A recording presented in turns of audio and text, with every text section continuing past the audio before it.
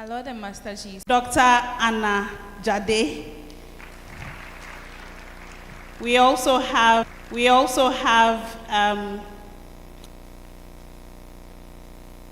yes. So we also have with us Madame Estelle Apia, immediate past board chair, Mental Health Authority. Also with us is Dr. Delali Fiagbe, President of the Psychiatric Association of Ghana and Head of Department UGMS, Department of Psychiatry.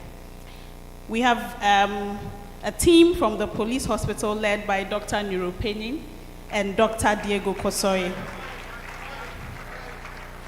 We have representatives from Basic Needs here, from IOM, from MESOG. We also have management members of the various universities. We have the Dean from Family Health Medical School, Dr. Emmanuel K. Labram. We also have the WHO representative, Dr. Levina Jima. We have the principal of NMTC Kolebu, Madame Mercy Pohu. She's here. And then we have the head of psychology from UCC, Dr. Michael Enim. And also here is Mr. Christian Akom. Native drafting at the Attorney General's Department of the Ministry of Justice in Ghana, where she worked for 23 years prior to her retirement. She was responsible for the legislation of the Republic of Ghana and was the equivalent of a Court of Appeal judge. She is qualified to practice in the UK. She is qualified to practice in the UK, in Ghana, and in Lesotho, Southern Africa. And she still works as a legislative drafting consultant. Madame Estelle Apia has been concerned with training in legislative drafting under the auspices of the Commonwealth Secretariat of African Commonwealth jurisdictions. She has trained legislative drafters of ECOWAS parliaments, the Kenyan Senate, National Assembly, senior law officers in Rwanda, and the law office in Namibia. She has also trained members of the Ghana Parliamentary Service and lectured in Tulane University in the United States. She has published and written on the legislative drafting aspects of topics ranging from mental health, corruption, affirmative action, terrorism, social protection, and climate change. Please keep clapping, keep clapping.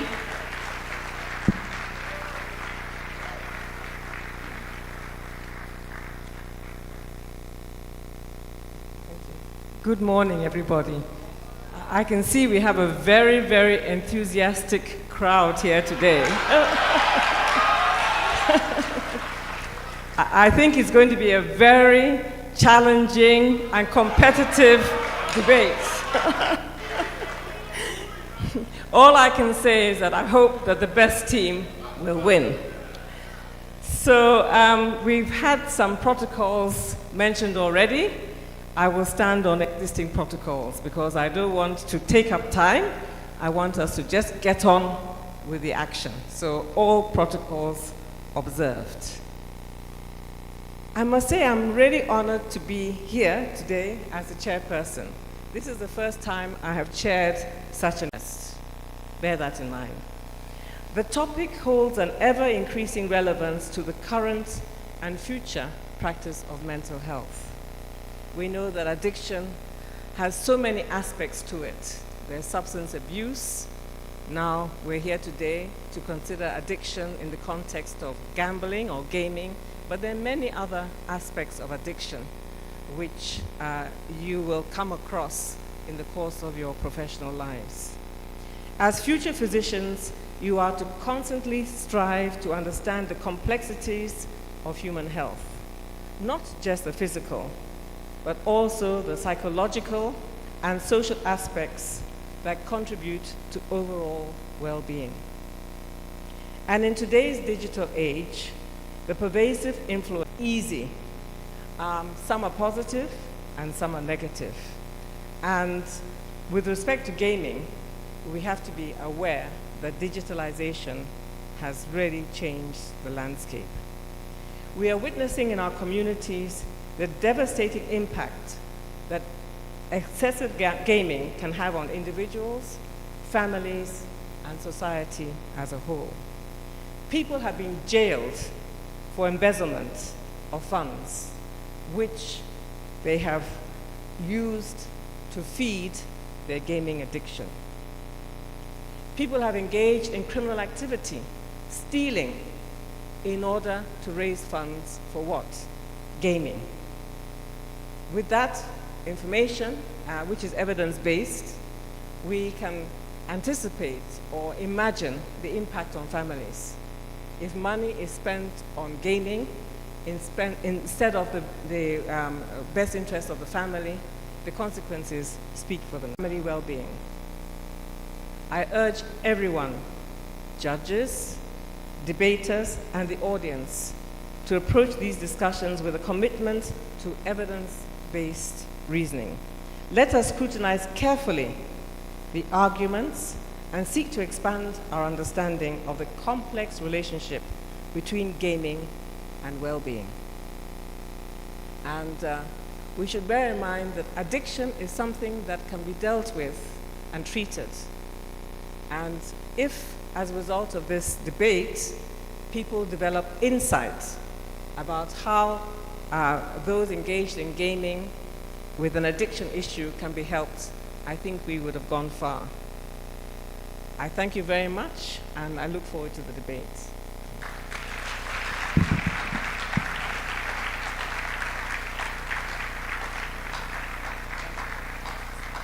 Thank you very much, Madame Estelle. So now we would take the official welcome for this event. And to do that, to give us the welcome address, is a woman that needs no introduction. She's already on her way. The Chief Executive of the Mental Health Authority, Professor Adjoa Penaman Apau.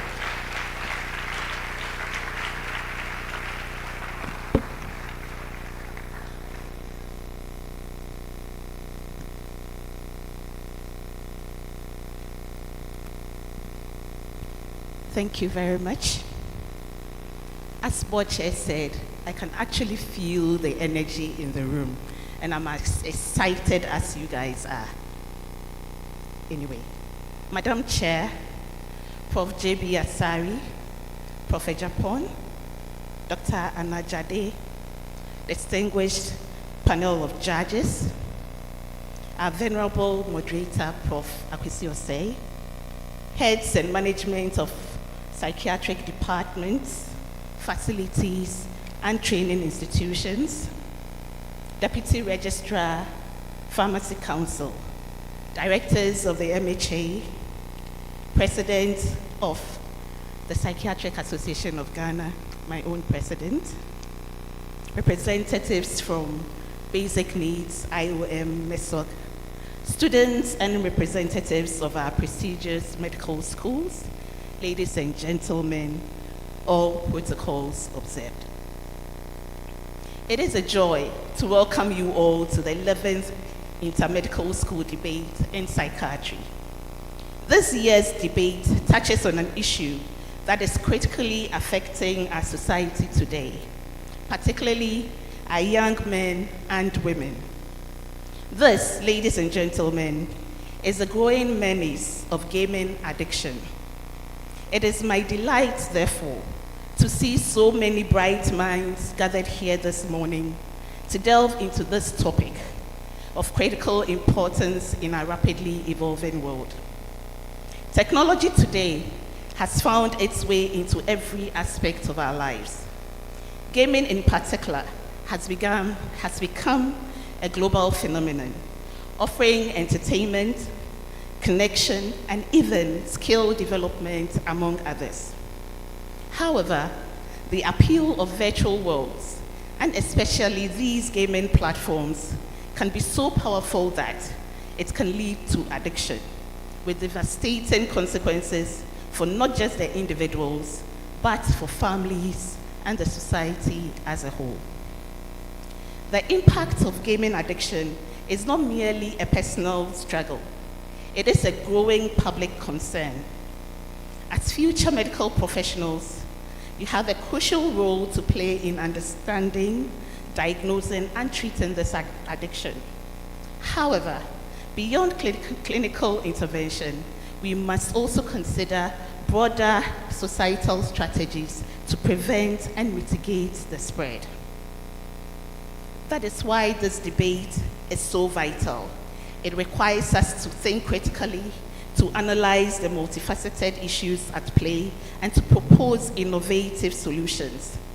Today, we have assembled teams from 7 participating medical schools to present their perspectives and engage in a robust discussion on this topic.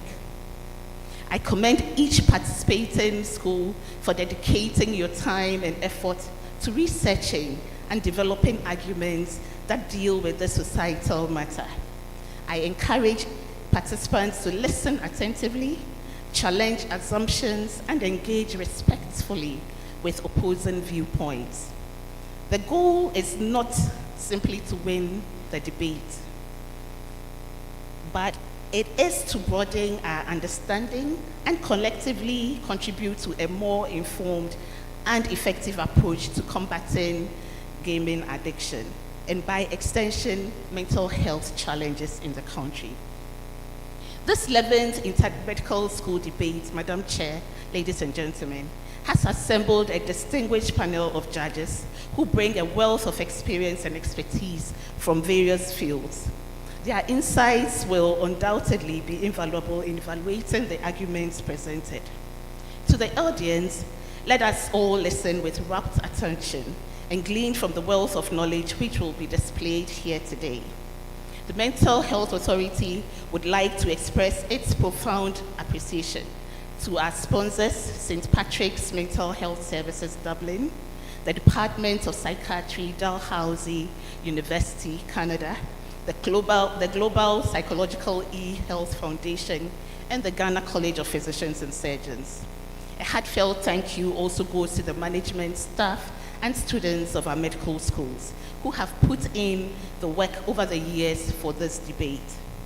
To conclude, I wish all the participants the very best, and I hope that today's discussion will spark further dialogue and action, ultimately leading to a healthier and more balanced relationships between individuals and the digital world around us. Thank you very much for your attention, and have a fruitful discussion.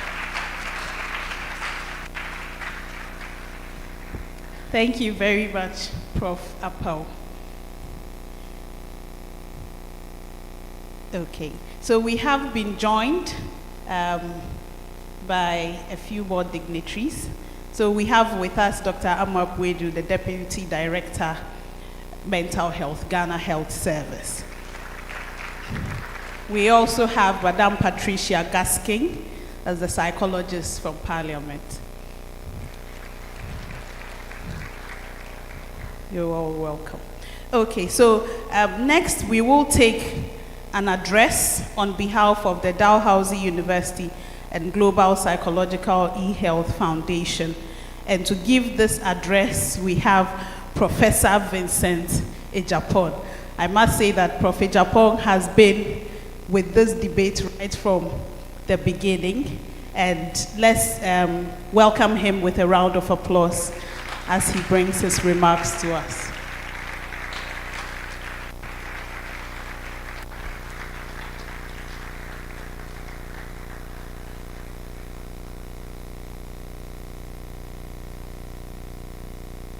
Thank you very much.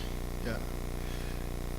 Madam Chairperson, distinguished guest, respected panel of judges, respected colleagues, most importantly, respected participants and students from the 7 schools and their faculty who've traveled all around the country to be here today. It is with great pleasure and pride that I stand here before you today to participate in the 11th edition of the Intermedical Students Public Speaking Competition. I think I've not participated in the last 4 or 5 debates. I used to participate annually. As many of you know, this competition was founded in 2010 with the goal of promoting psychiatry as a career option for Ghanaian medical students. Over the years, we have witnessed not only the growth of this competition, but also the growth in the interest of psychiatry as a vital branch of medicine. Today, we celebrate the dedication and passion of medical students who have taken the time to explore and communicate the importance of mental health and psychiatric care. In a world where mental health issues are often overlooked, this platform has provided an opportunity to amplify the voices of future healthcare professionals, advocating for change, awareness, and understanding. As we embark on today's competition, I'm reminded of the tremendous progress that we have made since the inception of the event. The need for well-trained, compassionate professionals in the field of psychiatry remain ever urgent, and it is events like this that help to ignite the necessary conversation that shape a better future for mental health care in Ghana. To all contestants, today is not just about competing. It's about contributing to the ongoing dialogue that will inspire and influence the next generation of medical professionals. Your voices matter, your insights matter, and your commitment to the cause is commendable. I want to thank the judges, I want to thank the sponsors, St. Patrick's University Hospital, where I trained between 2009 and 2011 or so, for their ongoing faith and belief in Ghana and supporting this competition. We've so far had, I think, about 26 Ghanaian medical students participating in elective placements, and we are looking forward to sending the next winners of this competition to Dublin. At Dalhousie University Department of Psychiatry, we have a great interest in global mental health, closing access gaps wherever they exist, locally and also across the world. I'm so glad that this competition has been running, and certainly our department looks to continuing to support this and other initiatives that we've just recently embarked on in collaboration with the Ghana College and also the University of Ghana Medical School. And we were in KNUST. They are looking for similar arrangements. Certainly we'll look at extending the collaboration to other universities as well. I want to thank the Mental Health Authority. Initially, Professor Akwesiose has been with me from day one since we started this competition, and Professor Peter Mines taking over the mantle, and there's no break in the chain of support that the competition has received. So thank you all very much, and I look forward to the exciting competition today.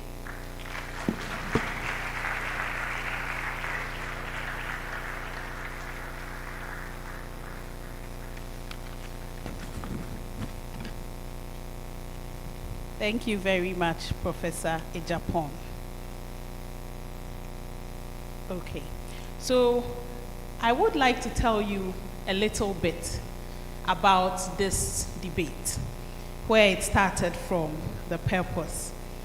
So this competition, though it's seemingly simple in its premise, it represents a very powerful initiative aimed at fostering a deeper understanding and appreciation of mental health within the medical community. Its genesis can be tracked back to the first edition of this competition, which was held in 2010. At the time, there were just a few psychiatrists, just about 10 to 15 psychiatrists in the whole of Ghana. And very few young doctors were interested in taking up psychiatry as a specialty, due in part to the stigma that the professionals face, not just the patients, but then the professionals as well. So recognizing the critical need to address these challenges, this initiative was started to create awareness on mental health issues within the medical fraternity. So Professor Vincent Ejapon, who just spoke, was then the chairperson for the Association of Ghanaian Professionals in Ireland, and with sponsorship from the St. Patrick's University Hospital and the St. John of God Development Company, spearheaded this initiative and collaborated with persons on the ground like Professor Akwesi Osei, who at the time was the chief psychiatrist, Ghana Health Service. And then they conceived the idea of a platform specifically dedicated to promoting a discourse on psychiatry and mental health among medical students. So the central idea was to empower future doctors with the knowledge, confidence, and empathy necessary to address mental health needs of their patients.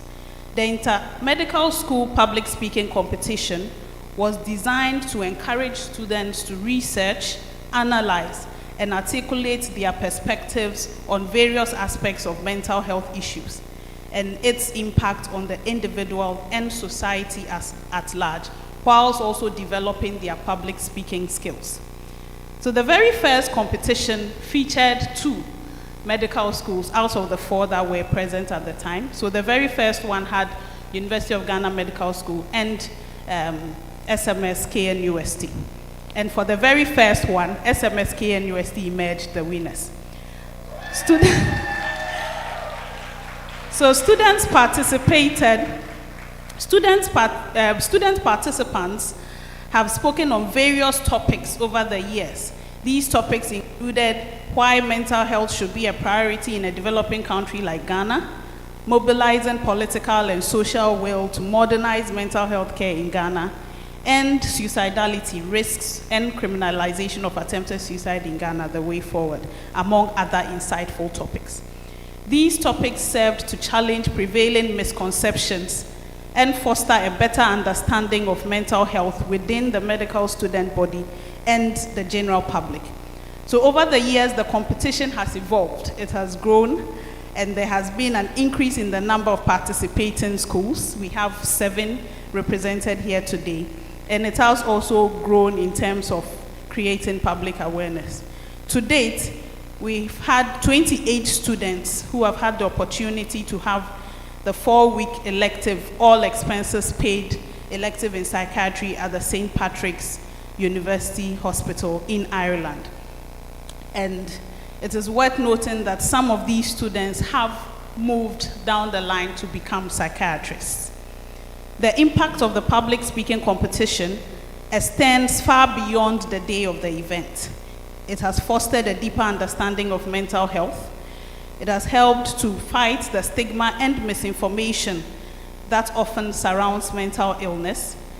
It has improved communication skills, which are important in medical practice. And it has encouraged students to become mental health advocates. This public speaking competition has been more than just a competition. It is an investment in the future of mental health care in Ghana. And it equips future doctors with the knowledge, skills, and compassion that is necessary to provide holistic and patient-centered care that addresses both physical and mental well-being of our patients. So as we move into the second decade of this debate, this very special initiative, we hope that this competition continues to spark interest in the mental health profession and encourage the discourse on mental health to keep going on. So we hope that many more of the students represented here today would make a decision today and stick to it, that they are going to become psychiatrists. It's a great profession to join. All right. Thank you very much. So we would move on with our program lineup. Okay. So we would like for everyone to meet our judges. We have very amazing people here today to listen to our students.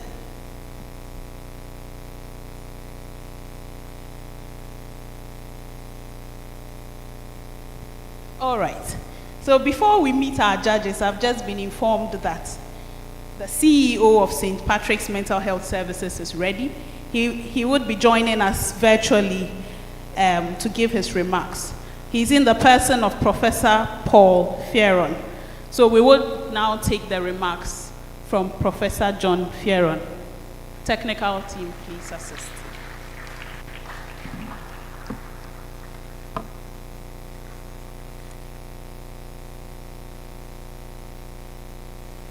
Good morning. Here we are.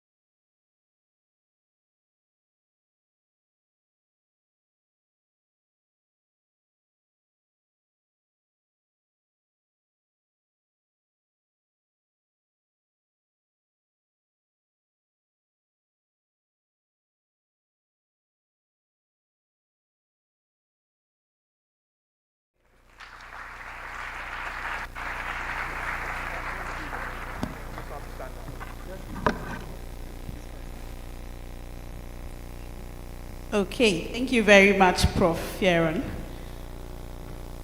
So just a few more dignitaries. So we have Mrs. Cynthia Yeboah Binta, the Deputy Registrar, Pharmacy Council of Ghana. We also have representatives from the pharmacists in Mental Health Ghana. And then we have Mr. Humphrey Kofi from MESO. You're welcome. Okay, so we are drawing very, very close to having our debaters on stage. We would quickly introduce our judges and our moderator, and then we'll hand over to the moderator to take us through. So to help us introduce the judges, we have Dr. Edward Appa.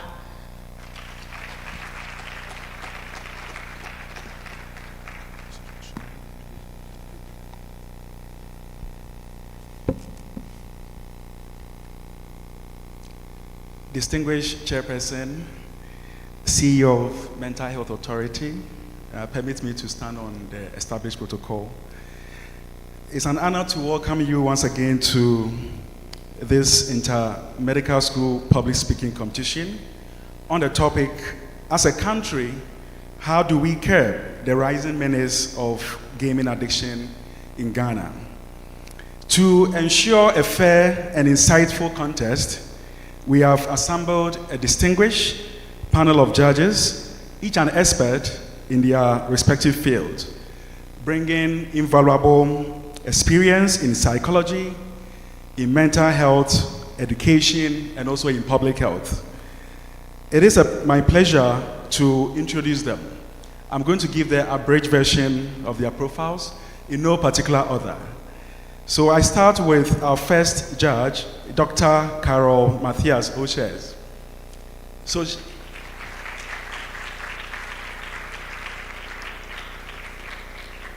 she's an educational psychologist who has dedicated her time to mental health and well-being.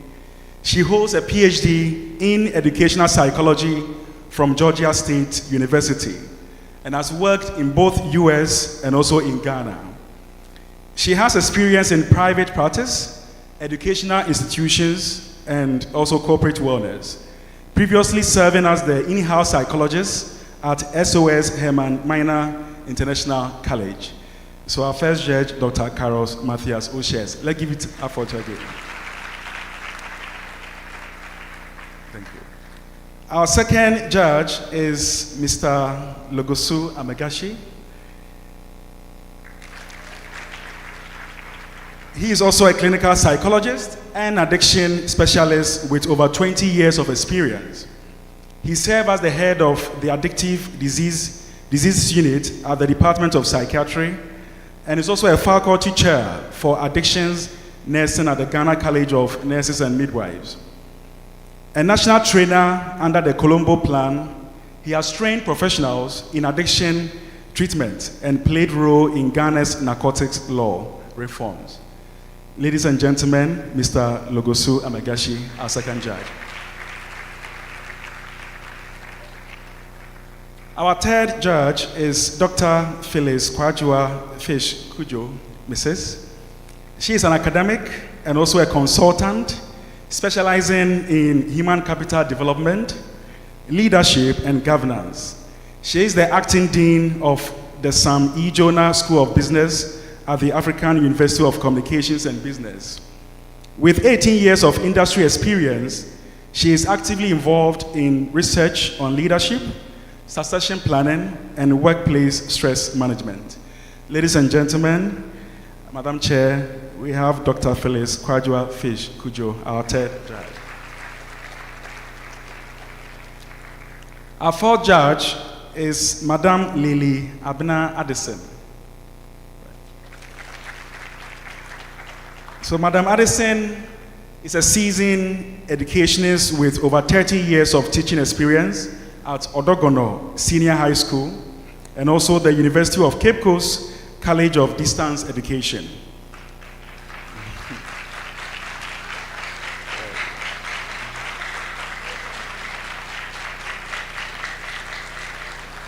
All right, thank you. She holds a master's in education and is the head of the Home Economics Department.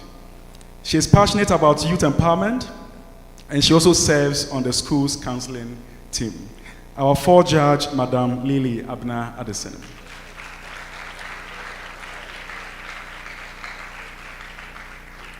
The fifth judge for this August event is Dr. Franklin Gloser.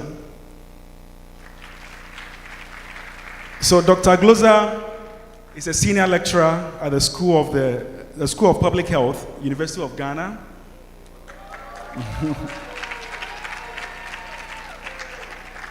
Specializing in public health, behavioral sciences, and also youth development.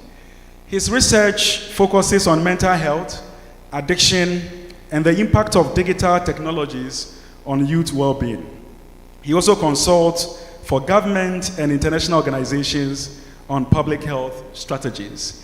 Madam Chair, ladies and gentlemen, we have Dr. Franklin Gloser, who is also the lead judge.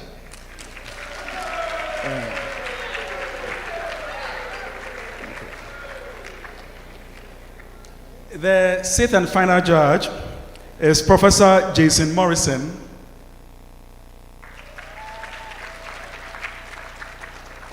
Professor Morrison is an associate professor with the University of Dalhousie, Department of Psychiatry, and also the clinical director of the Nova Scotia Early Psychosis Intervention Program, with expertise in early psychosis and clinical research.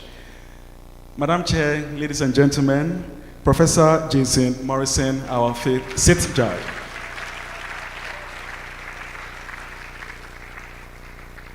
It is also my singular honor to introduce the moderator for this session. And our moderator is Professor Akwasi Osei.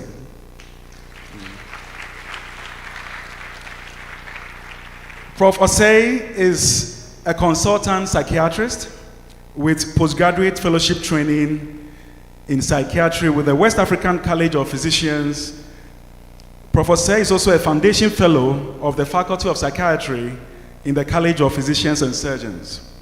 He's a Herbert H. Humphrey Fellow from Johns Hopkins University, Baltimore, Maryland, US.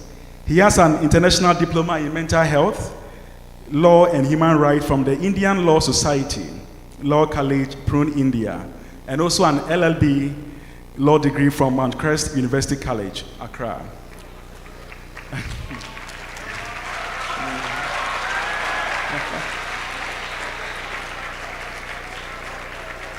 He has, thank you. He has several publications in the field of mental health, and he's also the immediate past chief executive of the Mental Health Authority, Ghana. Ladies and gentlemen, our moderator for this session, Professor Akwesi.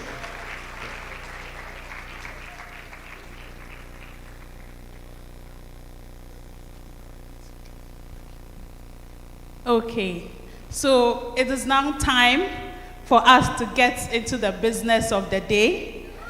So, to take us through the rules of the game, I would hand over to the moderator, Professor Akwesi Osei.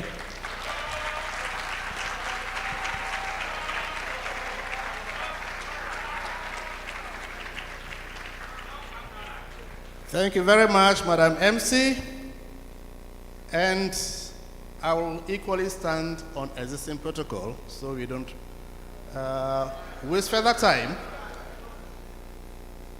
There are 7 schools, and we know them: Family Health, KNUST, UDS, University of Ghana Medical and Dental School, University of Health and Allied Sciences, University of Cape Coast, Accra College of Medicine.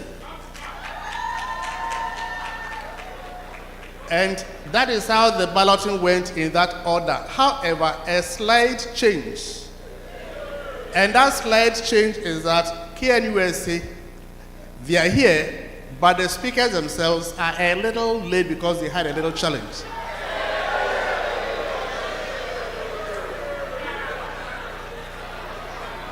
They have finally arrived anyway. They finally arrived, but we need to allow them some time to settle. So they've decided that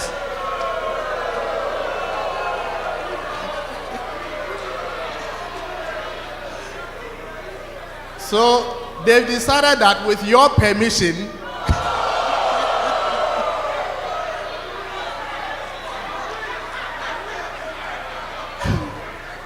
and the permission of the judges, they want to speak last.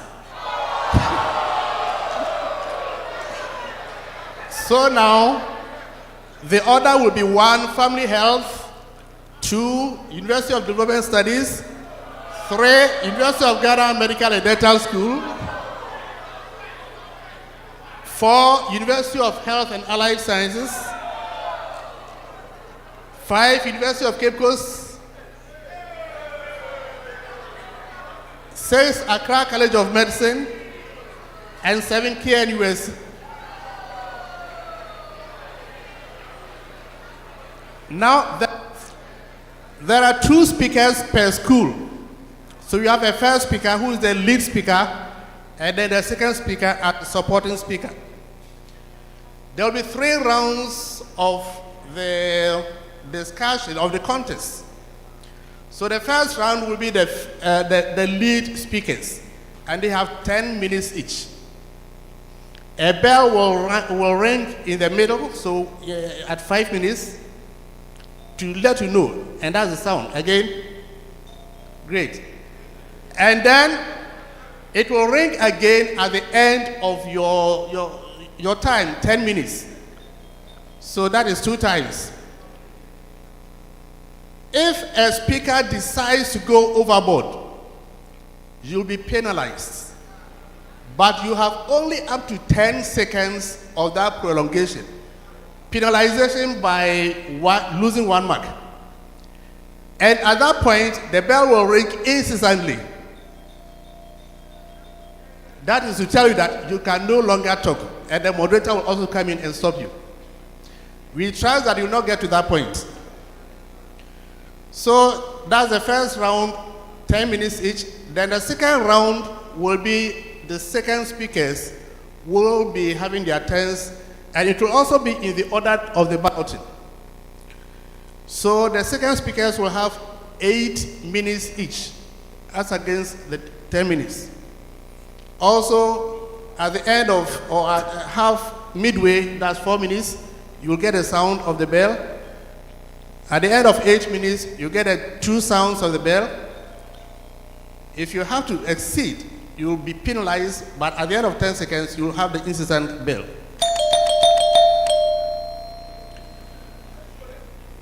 Now, then the third round will be for the judges now to interact with you. They will be asking questions. All 6 judges will ask a question each.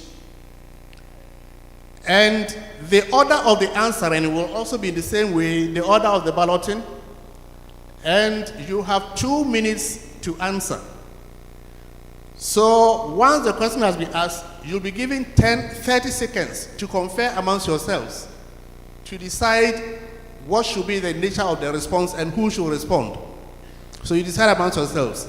So 30 seconds, grace period, after which 2 minutes. At the end of the middle of it, 1 minute, you'll get the sound of the bell. At the 2 minutes, you'll get the second bell. So that is what it's going to be like. With this, our dear judges are ready, and everybody is ready, I suppose. So you'll have the first. Okay, yes, they are already here. They are here, but it's just that they wanted to have a little time. So it's so by unanimous consensus by the judges, we've agreed.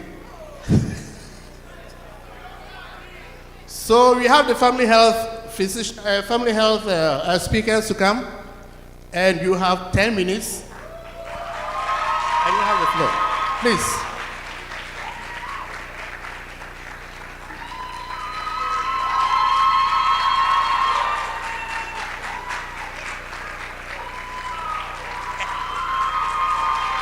Mr. Timekeeper, you now start as I give him the mic.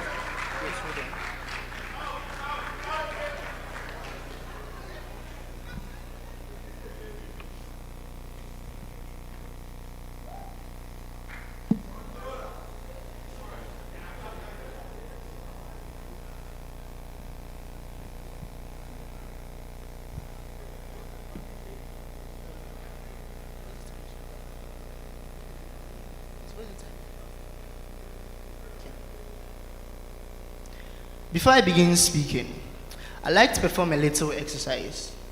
What if I told you stand a chance of winning 1,000 cedis simply by telling me what today's date is? Anyone? The money is here. Tell me what today's date is. All right. Calm down.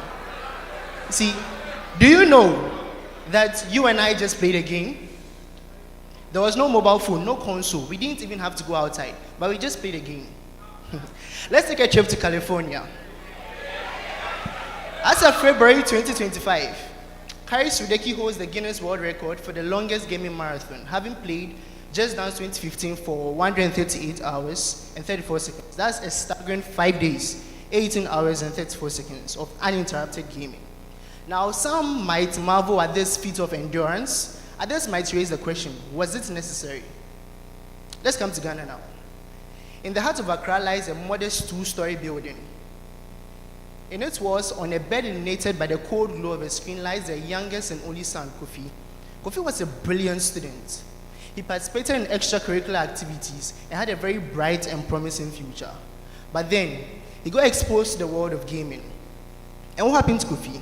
His grades plummeted, his relationships got fractured, and the promising future dimmed behind the glow of the screen. Kofi, just like Sudeki, was captivated by the world of gaming, but their outcomes could not be more different. This begs the question, what is the difference between passion and a problem? What distinguishes an addiction and achievement? For gaming, it's a legacy, it opens doors, but for others, it closes them. Now, gaming isn't Mr. Chairman, invited guests, panel of judges, ladies and gentlemen, standing on all protocols. My name is Alvin Alomadai of Family Health Medical School, and today I stand before you not only to inform, but to awaken us to the harsh reality of what is slowly gripping the future of Ghana's human resource, gaming addiction. Gaming addiction is not merely the excessive use of screen time. It is a psychological problem recognized by the World Health Organization in the International Classification of Diseases, ICD-11. Now, this classification was not arbitrary. It was based on studies that showed that gaming addiction mirrors the exact same neurological pattern as substance addiction. Now, the ICD-11 defines gaming disorder as a pattern of persistent or recurrent gaming behavior, whether online or offline, manifested by 1, impaired control over gaming, 2, inability to regulate the frequency, intensity, or duration of play. Impaired control over gaming, that's the inability to regulate the frequency, intensity, or duration of play. 2, increasing priority given to gaming, where gaming takes precedence over life interest and other daily activities of negative consequences. In my presentation, I'm going to unpack the reality of gaming addiction, the forces fueling its rise, and the far-reaching effects on individuals and the society.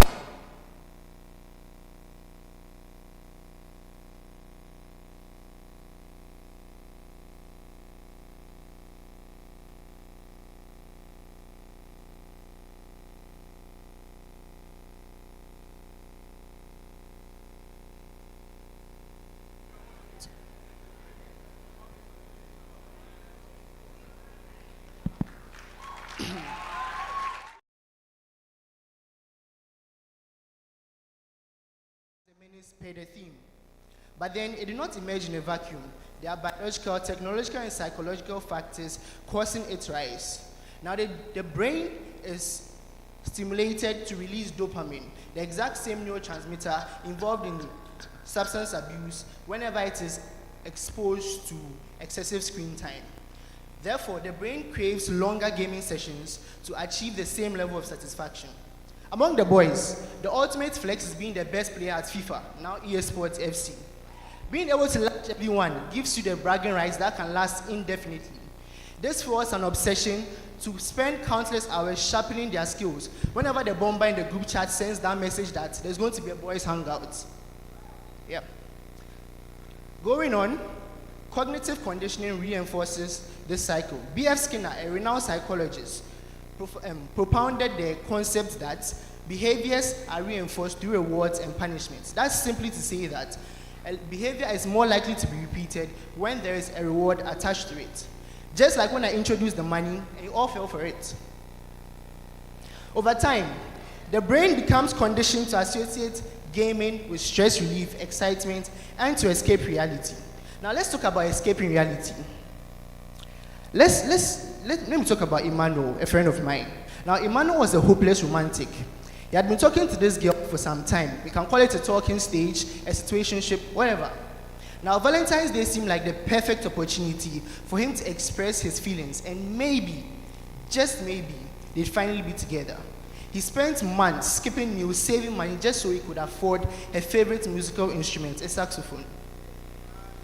He had rehearsed the scene in his mind. He would give it to her, she'd be overjoyed, and finally, they'd be together. The day came, he arrived at her hostel, only to find her in the arms of Opana. Oh! She smiled, and with an air of indifference, introduced Opana as her boyfriend. Now, all Emmanuel could do was to smile and walk away. That evening, he did not cry, he did not call a friend, he did not let the pain get to him. All he did was to take his controller, turn on his console, and immerse himself in a world where he's a master strategist, a conqueror, a world where there's no Opana stealing his girl. He go reach everybody. Now, people like Emmanuel are when they are faced with real-life challenges, there's inadequacy due to low self-worth, identity confusion. They see themselves in the shoes of the characters who they engage in the games. There is social anxiety. They prefer to be behind the monitor for hours instead of being with people who actually love and care for them. Though gaming addiction is universal, its effects is subjective to demographic. Now, in toddlers, studies have shown that there is delayed cognitive development, delay in speech and social development, and reduced attention span. Let's talk about teens and adults. There is academic decline because game addicts give priority to gaming over their studies. I know of people who spend countless hours playing games even when they have an eye or even an exam the following morning. Talking about social isolation, these people mostly don't have actual friends. Their friends are virtual avatars that exist in a digital world. There is an impact on the economy and then work. In workplaces, deadlines are failed to be met because instead of working, they engage in seamless gaming, a compulsive behavior that does not promote productivity in the workplace at all. Now, the psychological toll of gaming addiction, there is irritability, mood swings when they are unable to play. When there is withdrawal symptoms such as restlessness, frustration, or sadness when cut off from gaming. Now, this can be seen in the Aviator game because you put in your money, it's loading. Just when you're about to cash out, you see in red, flew away. It even gets to the point where there is insomnia and sleep deprivation, further exacerbating mental health struggles. Now, ladies and gentlemen, gaming has existed for centuries, offering a source of entertainment, creativity, and even cultural identity. We have your physical games such as traditional ampe and pilolo. We have sports, basketball, football. We have the board games, oware, and chess that stimulate problem-solving skills. But then, introduction of mobile gaming has brought on a new dynamic. Whereas, of course, there is entertainment, the risk of compulsive behavior and ultimately addiction becomes high with this. It's even worse with the introduction of gambling games like online betting and casino-style games. What am I saying? Gaming in itself is not the problem. It is a misuse of the purpose, the duration, and the context. In conclusion, I leave with the words of Sambo Johnson. The chains of habits are too weak to be felt until they are too strong to be broken. Maybe this is not just a speech to you. You see yourself in this situation. It might not even be yourself. It might be a friend. It might be a loved one. Countless hours in the night becoming drowsy mornings in the lecture hall. This is the time for us to act as a nation. Talk to someone. Reach out. The future of our nation must not be lost to a screen. So I ask you, do you see yourself in this? Is this someone that you care about? Please, I want an answer. Do you know anyone who is addicted to gaming? Yes. That is the conversation we are having here today. Yes. That is the conversation that we are having here today. So in summary, I've highlighted that gaming addiction is actually real and has been recognized by the World Health Organization. There are factors that are causing it to be emergent in the youth. And I've also explained the effects that it has. Ladies and gentlemen, I thank you very much for your time. Thank you.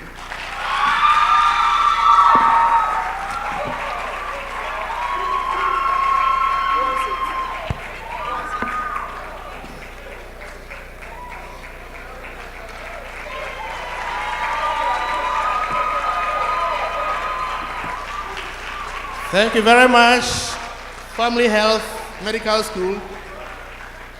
You set a standard of keeping to the time, so congratulations.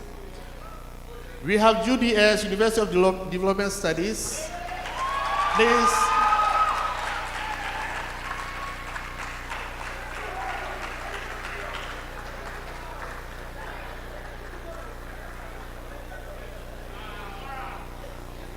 And your time starts as soon as I give you the mic.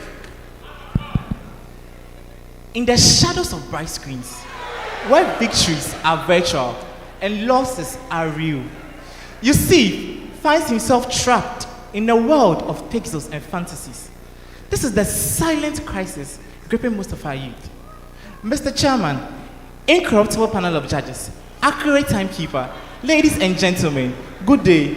My name is Davis Abwaji, the first speaker for Team UDS on the topic, as a country, how can we curb the rising menace of gaming addiction in Ghana? Before we tackle the problem, we dissect it, its roots, its impact, and how it affects us. After all, how can we defeat an enemy we do not fully understand? Let's start with keywords. From the Oxford Advanced Learners Dictionary, gaming is the activity of playing video games. It could be on personal computer, mobile phone, or online.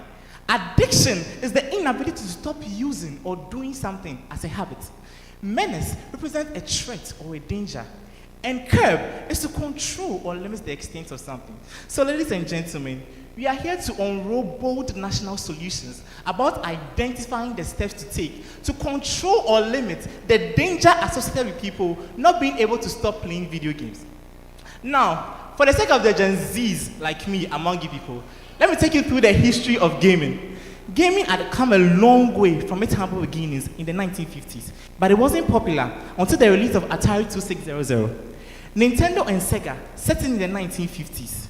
Online multiplayer games like Call of Duty transformed gaming into a social experience, but gaming didn't just stop at playing. It has become a full-blown spectacle with rise in esports, Twitch, and competitive games such as League of Legends, turning gamers into celebrities. It would be unfair to hit on gaming addiction without talking about some of the benefits we've experienced from gaming. 1. Enhanced cognitive skills. Some games improves hand-eye coordination and strategic thinking. These research were confirmed by a research by the Bethel Medical Center stating that laparoscopic surgeons who played console game had higher accuracy and could complete tasks faster. Gaming also serves as a stress buster, helping people to unwind and shake off negative emotion. Gaming also promotes teamwork and socialization. Did you know that gaming is a sneaky way to learn? Now, how many of you here have recognized a place or a landmark just because you saw it in a game? Hey, so what type of games do you play? Let me give you an example. I have climbed the Egyptian pyramids in Assassin's Creed. I have roamed the streets of Vegas in Grand Theft Auto. I have also navigated real-life maps in Call of Duty. These things help you to expand your knowledge in places you've never been before. Who needs a passport to travel when I have a console? Gaming also creates employment with a rise in esports startups and gaming sites. Did you know that gaming is also used in therapy? Yes, the use of gamification. And right here in Ghana, the Sphinx Medical Center is using virtual reality games to help stroke patients heal and recover some negative function. Ladies and gentlemen, we realize that gaming has given us fun, friends, and even therapy. But like anything powerful, when taken too far, can be a problem. There's a thin line between gaming or playing the game and the game playing you. Gaming, again, is not the problem. Addiction is. Let's move into addiction. Gaming addiction is classified as gaming disorder by the World Health Organization under the 11th revision of the International Classification Diseases, ICD-11, as a pattern of gaming behaviors with specific mention of video and digital gaming, characterized by 1. Impaired control over gaming, 2. Increasing priority given to gaming, such that gaming takes precedence over other activities, 3. Continuous escalation of gaming, despite the negative consequences. In the Diagnosis Statistical Manual of Mental Health Diseases, DSM-5, gaming addiction is classified as internet gaming disorder under conditions for further study, with specific differentiation between internet gambling, which is classified as gambling disorder, with similar characteristics like the ICD-11, except with the addition of withdrawal symptoms and falsifying the amount of time spent playing. Ladies and gentlemen, if you go through this, you realize that you and I have started showing signs of addiction. But you need 5 out of these symptoms, out of the 12, out of the 9, to classify someone as gaming addict, and must be present for at least 12 months. So someone might ask, what exactly causes gaming addiction? Gaming addiction is caused by a complex interplay between psychological, social, and biological factors. Follow me. Gaming addiction affects the brain just like drugs and gambling does. It rewires your prefrontal cortex, the part of your brain responsible for decision making and impulse control. It floods your brain with dopamine, the same substance that makes substance addiction very hard to quit. With time, your brain does not respond to normal things. The only thing that excites your brain is the next game. Socially, gaming is driven by 3 factors: achievement, connection, and escape. The thrill of leveling up keeps gamers hooked into the next game. Also, online or multiplayer games create a sense of connection where friendship and peer influence makes disconnecting feel like missing out. And also, gaming creates a sense of escape where people go and forget about their stresses of life, making more people turn into that direction. Together, this creates a complex cycle, pulling gamers deeper into playing and eventually into addiction. So, which people are at high risk of becoming game addicts? 1 is being male. 2 is loneliness. 3, people with avoidance and schizoid personalities may find more comfort in the virtual world than in the real world. And then there's curiosity. Some people are just curious on unlocking hidden levels, both in game and in the real world. Curiosity, they say, kills the cat, but this thing lands you up in gaming addiction. Then, in 2020, a research by Meza et al. Showed that there was an increase in gaming addiction. So what exactly is causing the rise in gaming addiction? 1, increased accessibility to internet and smartphone. Right here, right now, I won't be surprised some of you are right here playing games because of accessibility. 2, inadequate parental control. Some parents are unaware that their children are leveling up in games instead of their academics. And some people buy games for their children to stop disturbing them. Also, peer influence play a major role. Now, gaming is no longer entertainment, it's a social status, and no one wants to miss out on that. Then, mental health support is scarce, and regulations are not too much. The Ghana Gaming Commission does not cover online and PC gaming. Ladies and gentlemen, gaming addiction is real. Gaming is not the problem earlier. Addiction is, and it's taking significant toll on our physical, our mental health, and our social status. On our physical health, 1, there's increased health risks. According to the World Health Organization, increasing sedentary lifestyle is linked with diseases such as cardiovascular diseases, hypertension, and diabetes. And gaming puts people at higher risk as it's continuing increasing physical inactivity among them. 2, sleep deprivation. Most gamers exchange quality time for extended playtime, leading to chronic fatigue, impaired concentration, and weakened immune system, predisposing them to both communicable and non-communicable diseases. The repetitive hand movements and strain on the eye exposes us to carpal tunnel syndrome and vision problems. It also creates increase in the cost of treatment. Ladies and gentlemen, the treatment related to gaming health disorders puts pressure on our already pressurized health system. On the academics, it leads to a decline in the academic of the individual. According to Tete et al., a research done shows that 30% of patients or people reported with gaming addiction experience a drop in their academic lifestyle or activity as they prioritize gaming over addiction, as they prioritize gaming over other activities. There's also a drop in the social and economic impact of the nation.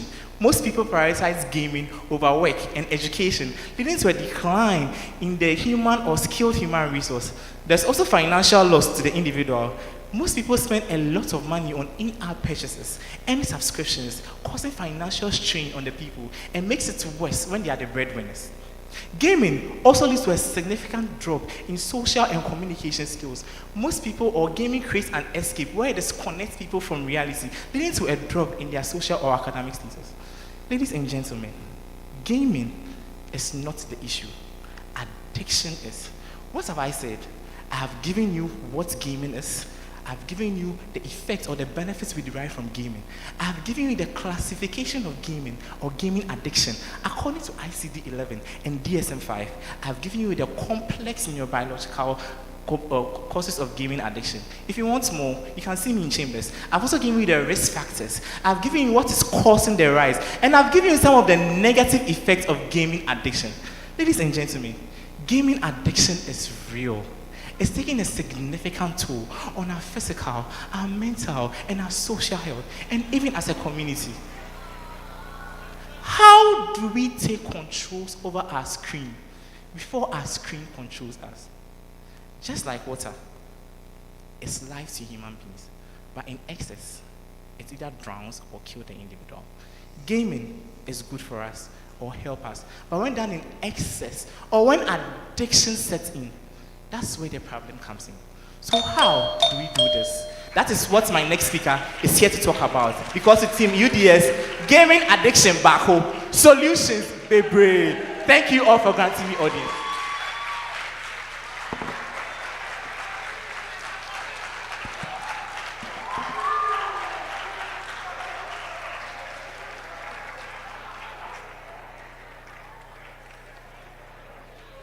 Thank you very much. That was also exciting. So let's get our third school, University of Ghana Medical and Dental School.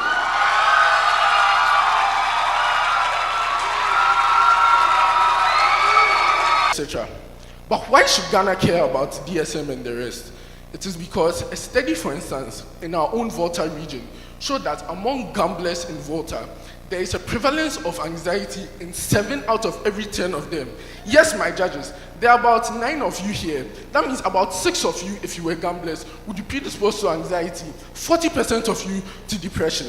And our youth are prime targets for this because our own gaming commission tells us that over 60% of our youth are involved in sports betting in some way or another. Now that we've noticed the problem, let's come to the main aim of today, the solutions. So what are our policy objectives? So we want to reduce the prevalence of gaming and gambling among the youth, regulate and co-opt exploitative gaming mechanisms, improve public awareness and education on responsible gaming, strengthen mental health support for addiction treatment, and introduce alternative positive engagement opportunities. We need to mandate that on every ad a gaming industry sends on their platform or others to target vulnerable groups, they need to add not just information about awareness of gaming addiction, like bet responsibly, but indications and directions to where to get help, including a list of the mental health hotlines list that exists in Ghana. For instance, the Mental Health Authority has a toll-free counseling service that lots of people don't know about. If they are targeting the vulnerable, they need to include how to help these people in those very systems, and we take advantage. What is our timeline? Because every policy needs a timeline. First 6 months is going to be dedicated to the legal frameworks and involving key stakeholders, the Ministry of Digital Innovation and Technology, the Gaming Commission, etc., and designing the ads that are needed to tell these people in a creative way to look for help. And there will be unskippable ads that are eye-catching. The next 7 months will be to launch these gaming ads, like to compel these companies to launch these gaming ads, and then the following 6 months, by the 18th month, we would have monitored our impact, enforced compliance, and refined our policy as needed. Our second one is the from bet to your best policy. And why is it called that? Because we are going to be investing in your skills and opportunities for the youth. My audience, if I gave you 1,000 CDs right now, would you gamble it or would you invest it? That means we are all wise. But the truth is, whether you had said A or B, you probably don't even know how to go about it anyway because of the nature of our education systems. Our policy states, and that is a big problem, because even the addicts, gaming addicts, when you try to remove them from their bad habits, if you do not replace it with something meaningful, that can also bring them income or that they can also enjoy, the chances are you relapse and all your other policies don't matter in the first place because they are not sustainable. What we want to do is invest money into creating skills training programs for the youth, especially the addicts, so that they don't relapse. What would this entail? Digital skills, financial literacies, online proper investment apps, because they are already on their phones and the phones aren't going anywhere. Why not co-opt it to make it better and more useful to them? The timeline will involve, in the first 2 years, working with the Ministry of Youth Development in order to draw a very structured framework for the skills and programs, and then in the years after, release at least one skill training program to the youth every year, largely for free or heavily subsidized. And finally, to the creme de la creme, are emerging therapies. What are these emerging therapies? So neuromodulation is in the building.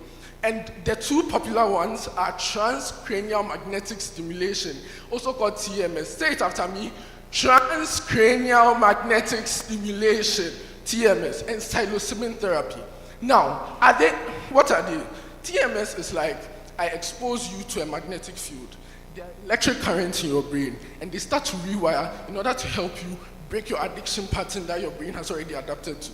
Psilocybin, I'm giving you psychoactive compounds, but in a supervised medical facility, such that it is able to help you break away from your addiction patterns too.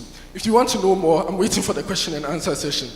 But ultimately, they are being done in the USA, Canada, Australia, and even Jamaica.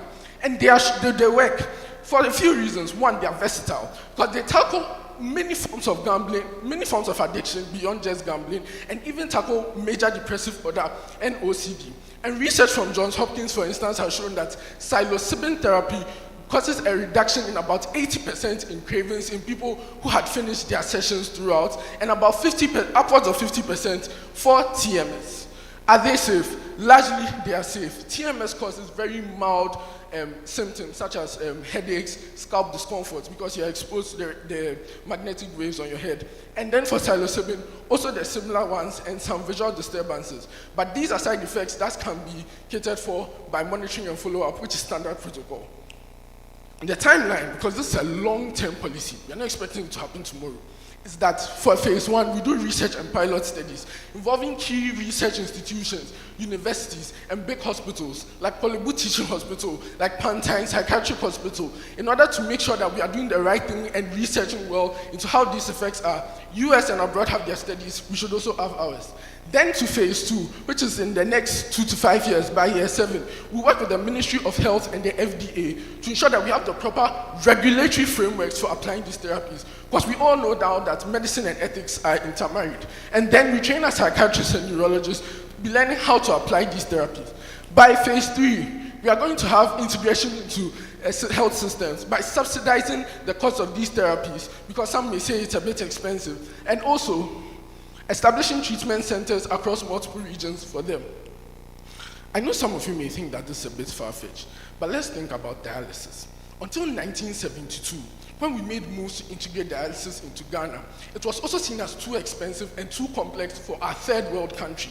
Now today, years later, we are subsidizing its cost so that thousands of people can get access. We have a long way to go, but we have the past mistakes to learn from to be able to make TMS much more durable. And the best thing is, while dialysis may be for life, TMS sections can be up to just 8 weeks. You don't need to be for it lifelong. Now, the estimated cost, because obviously there will be a cost of millions of cedis. What we are going to do is, we have a plan. We are going to reallocate the betting taxes that are taken from big betting companies, because the gaming industry is worth about $5 billion, and reinvest it, making all of these things much more subsidized. Thank you.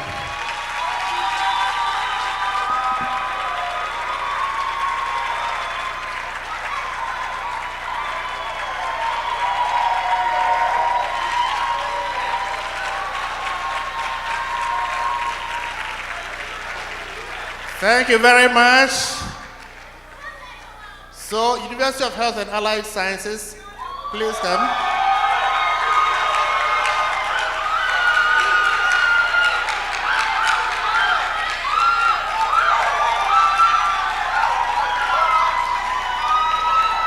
Your time minutes starts as soon as I give.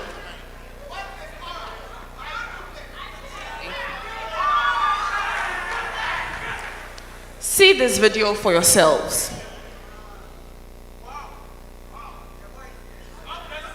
A young medical student who aims to be a medical doctor now glued to his screens. He's gaming everywhere. In class, probably in church, during meetings. This isn't just a story. It is the reality of many young Ghanaians. Good morning, honorable panel of judges, esteemed guests, fellow public speakers, ladies and gentlemen. I am Amanda Fafali Akwapedo, a fifth-year medical student of the University of Health and Allied Sciences, Ho. Now, being from the land of the great Kinagokoli, in Ewe, we say, a solution is not bad if there isn't a problem. The video we watch clearly depicts a problem: gaming addiction.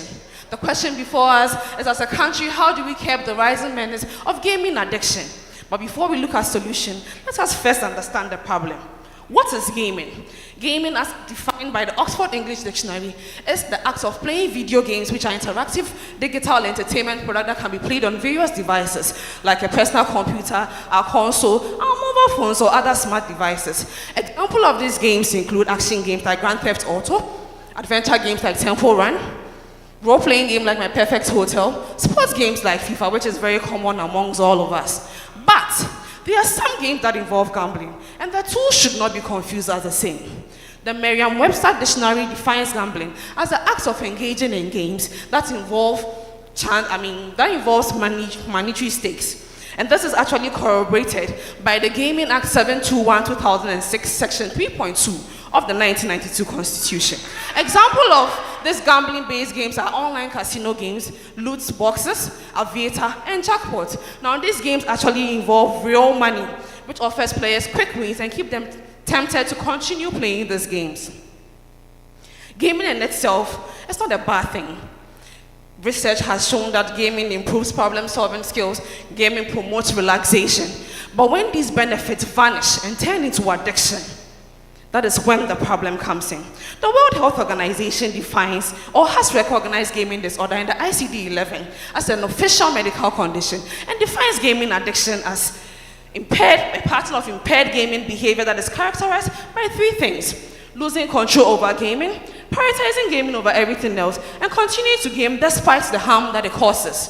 And although in the DSM-5 there are addiction-related disorders in there, there's not a standalone diagnosis for gaming addiction, but its variant, that is internet gaming disorder, is there. A diagnosis that requires persistent and recurrent gaming behavior that leads to significant impairment or distress. Now, to meet this diagnosis, you need 5 out of 9 criteria, and any 5 include preoccupation with gaming, unsuccessful attempt to stop gaming, losing control over gaming, lying about the amount of time you spend gaming, or jeopardizing or losing relationships, jobs, or opportunity due to excessive gaming. Globally, a study that was done in 2021 revealed that 0.8 to 17% of gamers met the clinical diagnosis for gaming addiction. One that was done here in Ghana, done by Mizel Etel in 2020, revealed that 12.2% of Ghanaian university students met the diagnosis for video game addiction. And 31.2% of us are halfway there. If we should sample us, I'm sure a number of us will be part of that. My friends from Cape Coast will understand when I say that what's naturally, gaming addiction is not a distant problem. It's actually much closer to us than we think. It affects students and young adults like me and yourself, our younger siblings at home who spend more time gaming instead of studying. It affects unemployed youth like our seniors who have finished school and are home waiting to be posted, national service, and are home waiting to get jobs.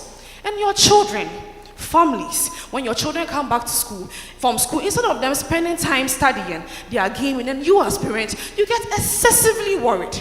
Now the question is, what is fueling gaming addiction in our country? Why is it sweeping away almost all the youth of our country? Let's look at 4 points. 1, low mental health literacy. So families and individuals struggle to acknowledge gaming addiction because of limited awareness, and schools lack policies to educate students about responsible gaming. 2, regulatory gaps. So unlike in countries like China and South Korea, Ghana actually lacks strict regulation for gaming centers. So gaming centers operate without time limit, without age limit. 3, easy access to smart devices and data. When our younger siblings come back from school, or our parents, when your children come back to you, they just have to let out a few, and then you just give your devices to them because you want to have a peace of mind. 4, growing game centers in Ghana. So if you take a walk through cities like Accra and Kumasi, you will see that the number of gaming centers has increased, which has made gaming more easily accessible. And also, it has kind of become socially acceptable now. An article was posted in Ghana Web that says that the number of video gaming centers in Ghana is increasing by 8%, and that is alarming. The question is, why should we care? The negative impacts of gaming addiction are dear. 1, it affects the individual. How does it? Gaming addiction leads to truant behaviors. So individuals become irresponsible, and like the video we watched, the student will skip classes just to satisfy the desire of gaming. It will lead to him performing poorly academically, he would fail his exams, and eventually drop out of school. Now, these truant behaviors, coupled with backlash from family and society, will lead to stress, anxiety, depression, mental health issues that would eventually, even sometimes, lead to substance abuse. The effects on the community.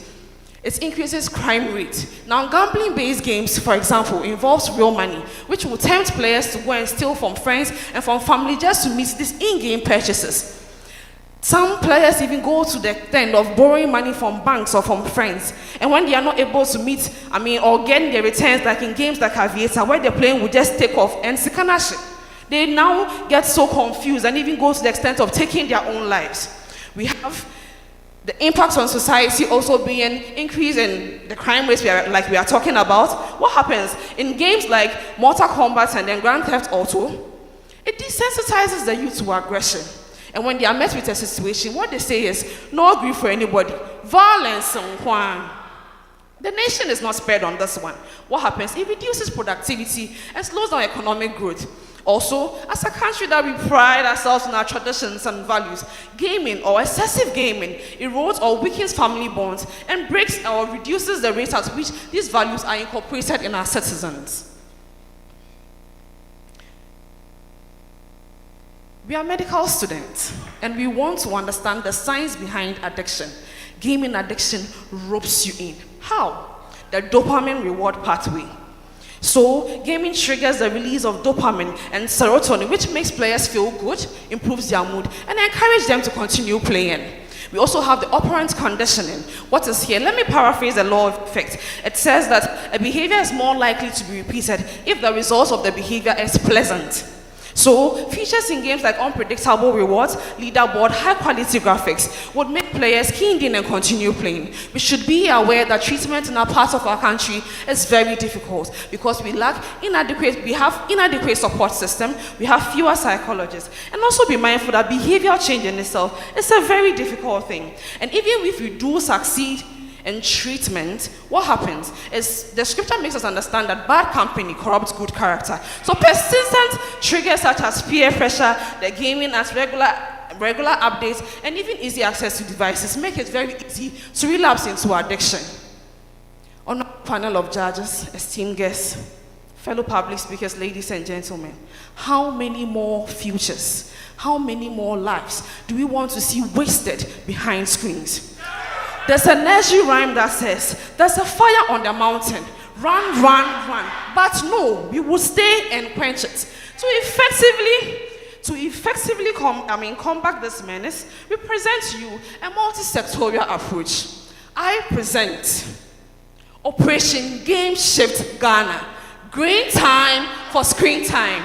Our strategy is going to involve a policy, the module, and we'll explain to you how exactly we are going to fund and sustain it. I bet you want to know how exactly or what our solutions are, why we think they are the best, and how they are going to work. Well, watch out for Operation Game Shift Ghana, green time for screen time. Thank you.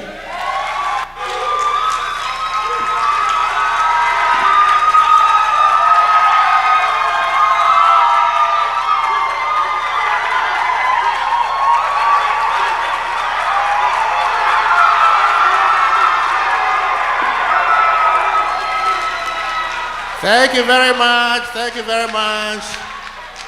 Madam Speaker, thank you too very much.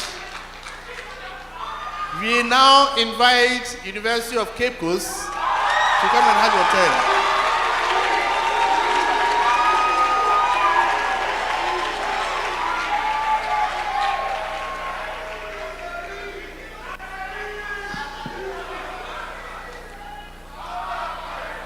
So your 10 minutes starts right now.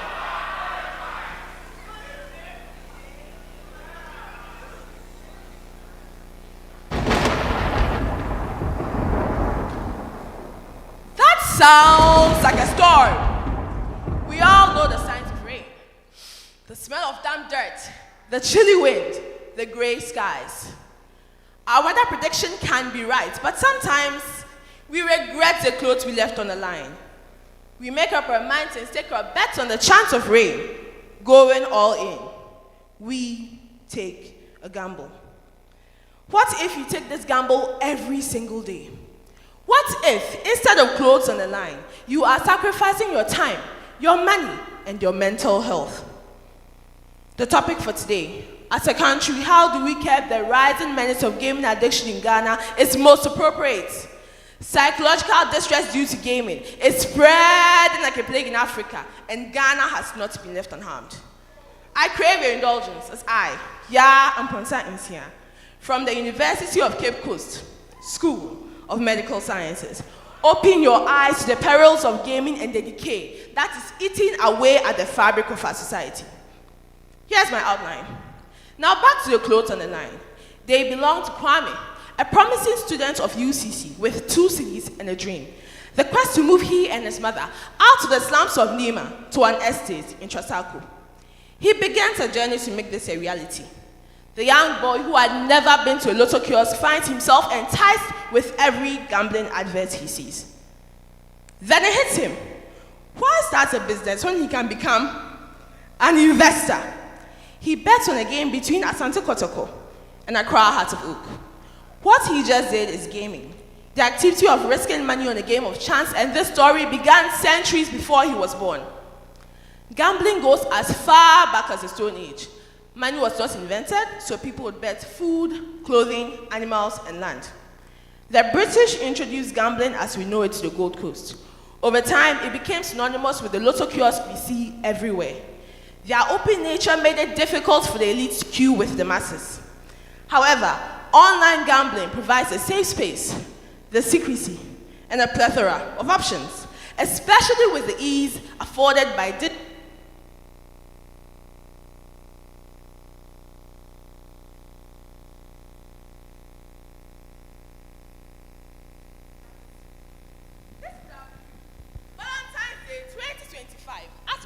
With your boo. If you had bet just 200 Ghana cedis, even the government of Ghana seized the opportunity with the Gaming Act 721 in 2006 that legalized online gaming, established the Gaming Commission of Ghana, and put a 20% tax on gaming companies. Just 2 years ago, a 10% tax was added on betting wins. Consumers are put at huge risk while the government of Ghana emerges the victor as they receive the revenue. According to TGM research, a third of the world will gamble on sports. Africa is not to be left out. A revenue of $1.61 billion is expected this year alone. Ghana had 41.74% of its population engaged in sports betting. Regrettably, 40.6% of them are under the legal betting age of 18. The revenue here is expected to grow from $32.99 million to $39.5 million by the end of 2029. Whether in Nima or on campus, Kwame contributes to this number, putting his money where his mouth is, supporting his favorite Chelsea FC, playing all the way at Stamford Bridge. Shit. Give now your dead. Cole Palmer, where you dem? Hey! Hey! See, cannot say. That was the last of his allowance. What will Kwame do? His mother has sent his school fees. If he stakes that, he can make so much money that he never has to worry about school fees again. The odds are not in his favor. The chance of Kwame winning even the Ghana Lotto are 1 in 44 million. He is more likely to end up like the teacher who gambled away 15,000 Ghana cedis meant for hospital bills. Or worse, the young boy who committed suicide and had his father refusing to accept his body. Kwame is already deep in problem gambling. Repetitive gambling behavior is damaging to the individual and their family.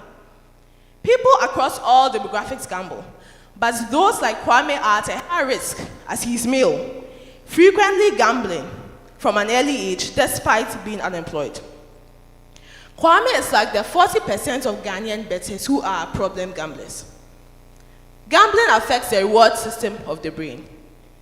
You know that feeling you get after a good bowl of fufu?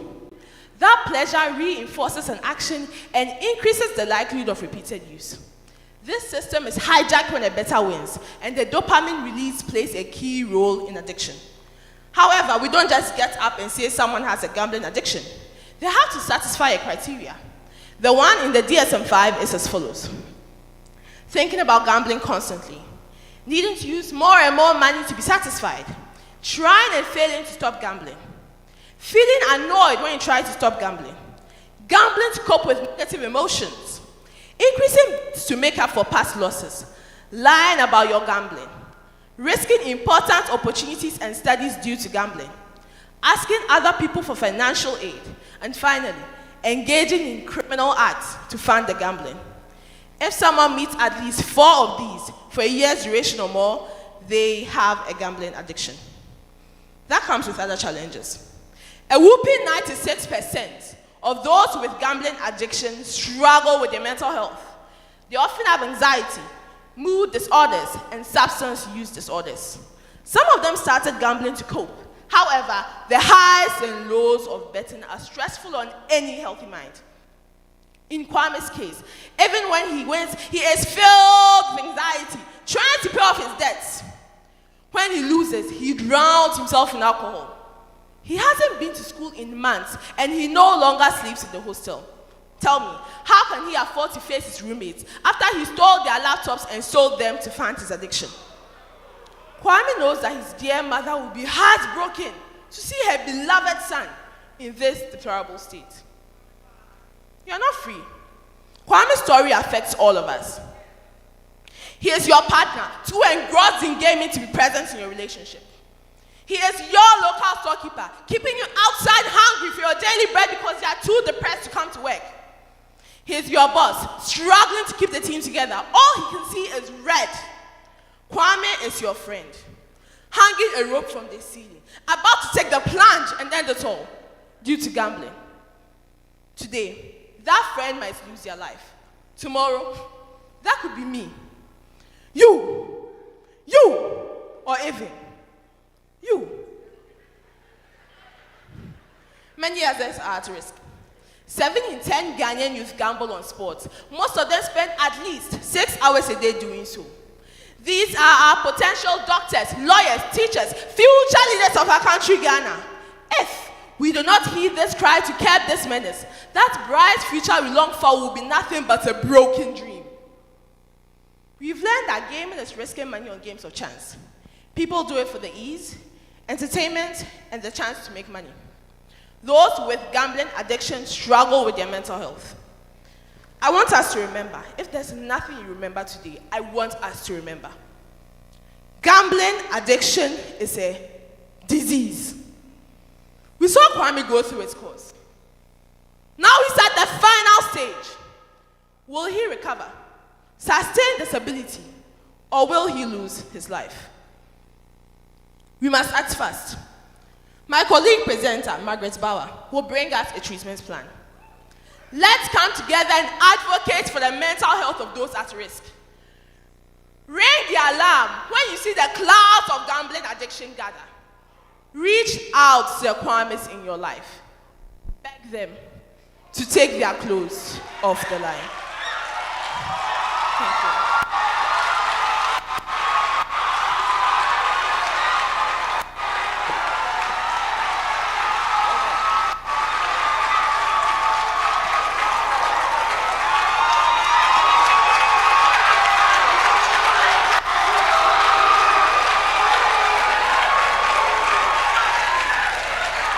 Thank you very much, UCC.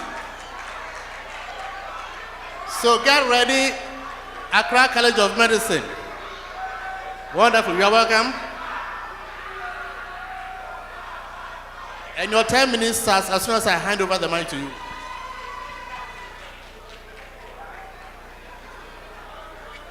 Hello. I have a short question for you. Do you have games on your phone? I know you're lying. Raise your hand if you have games on your phone. You see, you like me are all at risk of getting a gaming addiction. I mean, games are fun.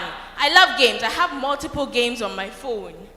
We played Ludo together, Draft together, Ampe together. These are all games. But when does gaming become an addiction? When do we say that gaming is a problem? Honorable adjudicators, my esteemed opponents, and the valuable audience, today I engage not just in public speaking, but in pursuit of the truth, to understand why gaming is a problem and how we can curb the menace on our nation, Ghana. But why would I tell you when I can just show you? I want to introduce you to someone very near and dear to my heart, a friend of mine, Ekia. Now, Ekia is 17. Her WASI is a month away. And what should we expect from her? Studying. But Ekia is a gamer, and she's exhibiting the 3 characteristics that the ICD-11 says are the characteristics of a gaming disorder, internet gaming disorder. Ekia is showing us that she has impaired control over her gaming. Ekia, stop gaming. Ekia, put the phone down small. She can't. Now, I already told you that Ekia is a WASI student. She should be studying. She's also a swimmer, actually, so she could be swimming. But she's prioritizing her gaming over every other activity. Ekia's mommy is right here. Ekia, won't you learn? The WASI is coming, oh. Put the phone down, pick up your books. And let's see, 1, 2, 3. Ekia can't stop. Back to gaming. She is still prioritizing her gaming over everything else. Now let me put you in a time machine. Take you to 3 months later. The WASI results just came out today. Ekia's mother is back. Ekia, you failed though. F9, F9, F9, F9. Why? All the classes teachers I brought for you, and you're still failing like this. How would it happen? But does Ekia stop gaming? No. She looks at the results, she picks up the phone, she picks up the controller, and she's gaming despite the negative consequences that it's having on her. I mean, for Ekia, this started as a coping mechanism. Ekia had a boyfriend. 3 years or so they were dating. A week before they started to learn seriously for the WASI, he broke up with her. Why? Oh, he has to learn. Fine. 2 days later, Ekia sees the boy with his girl best friend.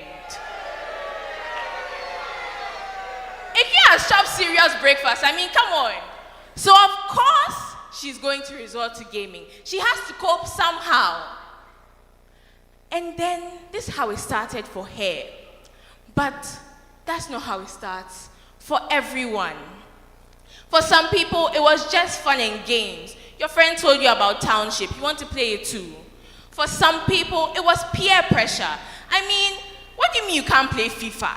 At this your big age. Of course you learn how to play. Come on. For Damon over there, it was money. They told him about the 1x bet, the soccer bet. Why won't he do it too? I mean, you need some money somehow.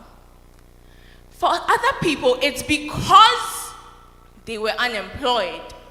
I mean, if you're just sitting there doing nothing, sitting in your mommy's house, sitting in your mommy's kitchen, you need something to do. You pick up your phone, you start gaming. And that's where the problem starts. For some people, especially the youngsters, it's because they have an easy access to devices. You can raise your hand here if you don't have a phone. You see, none of you can do it. But that's what's happening. Ekia will eventually become one of the 12.2% of Ghanaian university students who are gamers when she gets into university using some protocol, because she has failed actually. She is part of the 8.5% of children under the age of 18 who are gamers. And she is part of the 3 to 4% of people worldwide who have a gaming addiction. Now, why do we even care about people like Ekia?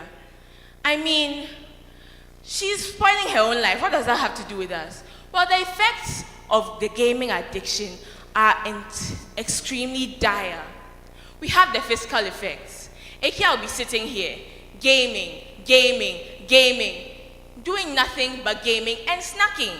She becomes obese. She's at risk of diabetes mellitus, heart disease, liver failure, anything else you can think of, even a deep vein thrombosis. And yes, it can happen to someone as young as Ekia, if we're being honest with ourselves.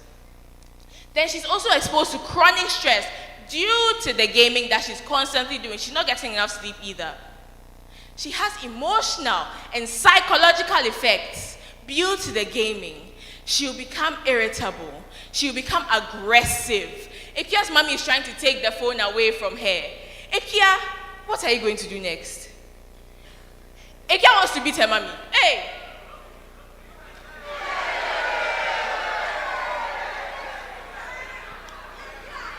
And as you can see, she's also showcasing cognitive and behavioral effects. She's becoming sleep fatigued and she's becoming compulsive. Now, she's also isolated.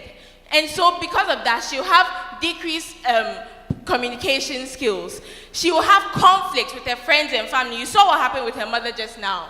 And because of that, her academics will suffer. And eventually, the job that she gets from protocol will also suffer. Now, how do we stop this? Well, at ACM, we believe that prevention is better than cure. So we stop it at the source. We stop it at the children. So our plan is threefold: policy and regulation, parents, schools and counselors, and also the gaming industry itself. So for parents and for the policy regulation, I'm going to show you some laws that have already been in practice. The shutdown law in South Korea, it worked. People under the age of 16 were not allowed to use the internet between the hours of 12 a.m. and 6 a.m. In China, children were limited to 3 hours a week of gaming. And it worked. For the parents and the schools and the counselors, in the Netherlands, Finland, Germany, there are educational programs that teach children the harmful effects of gaming and that show them how to engage in digital literacy. In addition, there are other online websites such as the Game Quitters, which help people who already have gaming addiction. So we're not just dealing with prevention, we're also dealing with cures by putting them with counselors, putting them with like-minded people to help them out. And then last, we have the gaming industry itself. Just like you see on the back of a cigarette box, don't smoke. Smoking kills. Smoking causes lung cancer. In the same way, the gaming boxes, the PS4 boxes with the CDs should have on the back of them saying that gaming will cause an addiction. These are the effects of the addiction. And that was done in Taiwan. Additionally, a program like the Game Over program in Europe explains to people the problems that come with gaming.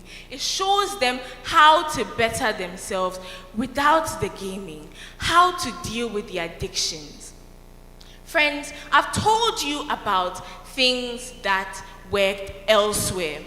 And we can take these things and use them in our motherland. However, not everything is going to work for us. I mean, we are not in Europe. We are not in the Americas. We are in Africa. In addition, we are in Ghana. So, ACM has come up with a plan, a homegrown solution to the problem of gaming. Damon will talk about it. Thank you so much.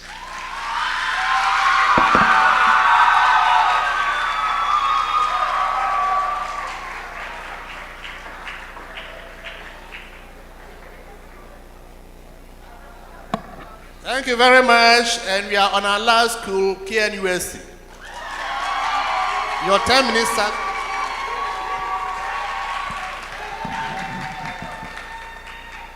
We are so sorry for the delay, and thank you very much for the last consideration. I start. Once upon a time, games were simple. A stick, a stone, some joy. A few pixels on the screen. Today, gaming has evolved into an industry that strives on addiction, designed to hook, engage, and for some, completely consume. I was 2 hours, 37 minutes, 30 seconds late when I got there. I still remember the exact time because it's a day that replays in my mind every single time. His name was Malik. He wore the most perfect smile. And even though I was late for that day's vacation classes, his presence was what paying the vacation fee for. As time went on, we became friends. Friends who shared dreams and ambitions and late night conversations about the future. But the story truly started on the 14th of February. While others were getting chocolates and roses, I got the worst Valentine's Day gift, wrapped in the best of packages. He left a note which read, "I am finished." At first, I didn't understand because Malik was brilliant. His dreams were as big as his potential. He wanted to become a software engineer to build apps and change the world. But what began as a harmless distraction soon spiraled into an unconsuming addiction. The chairperson, esteemed panel of judges, distinguished guests, ladies and gentlemen. Today, I, Beidaw Ibrahim from the KNUST, stand before you today wearing the sleeves of a multitude of affected persons to address the question, as a country, how do we curb the rising menace of gaming addiction in Ghana?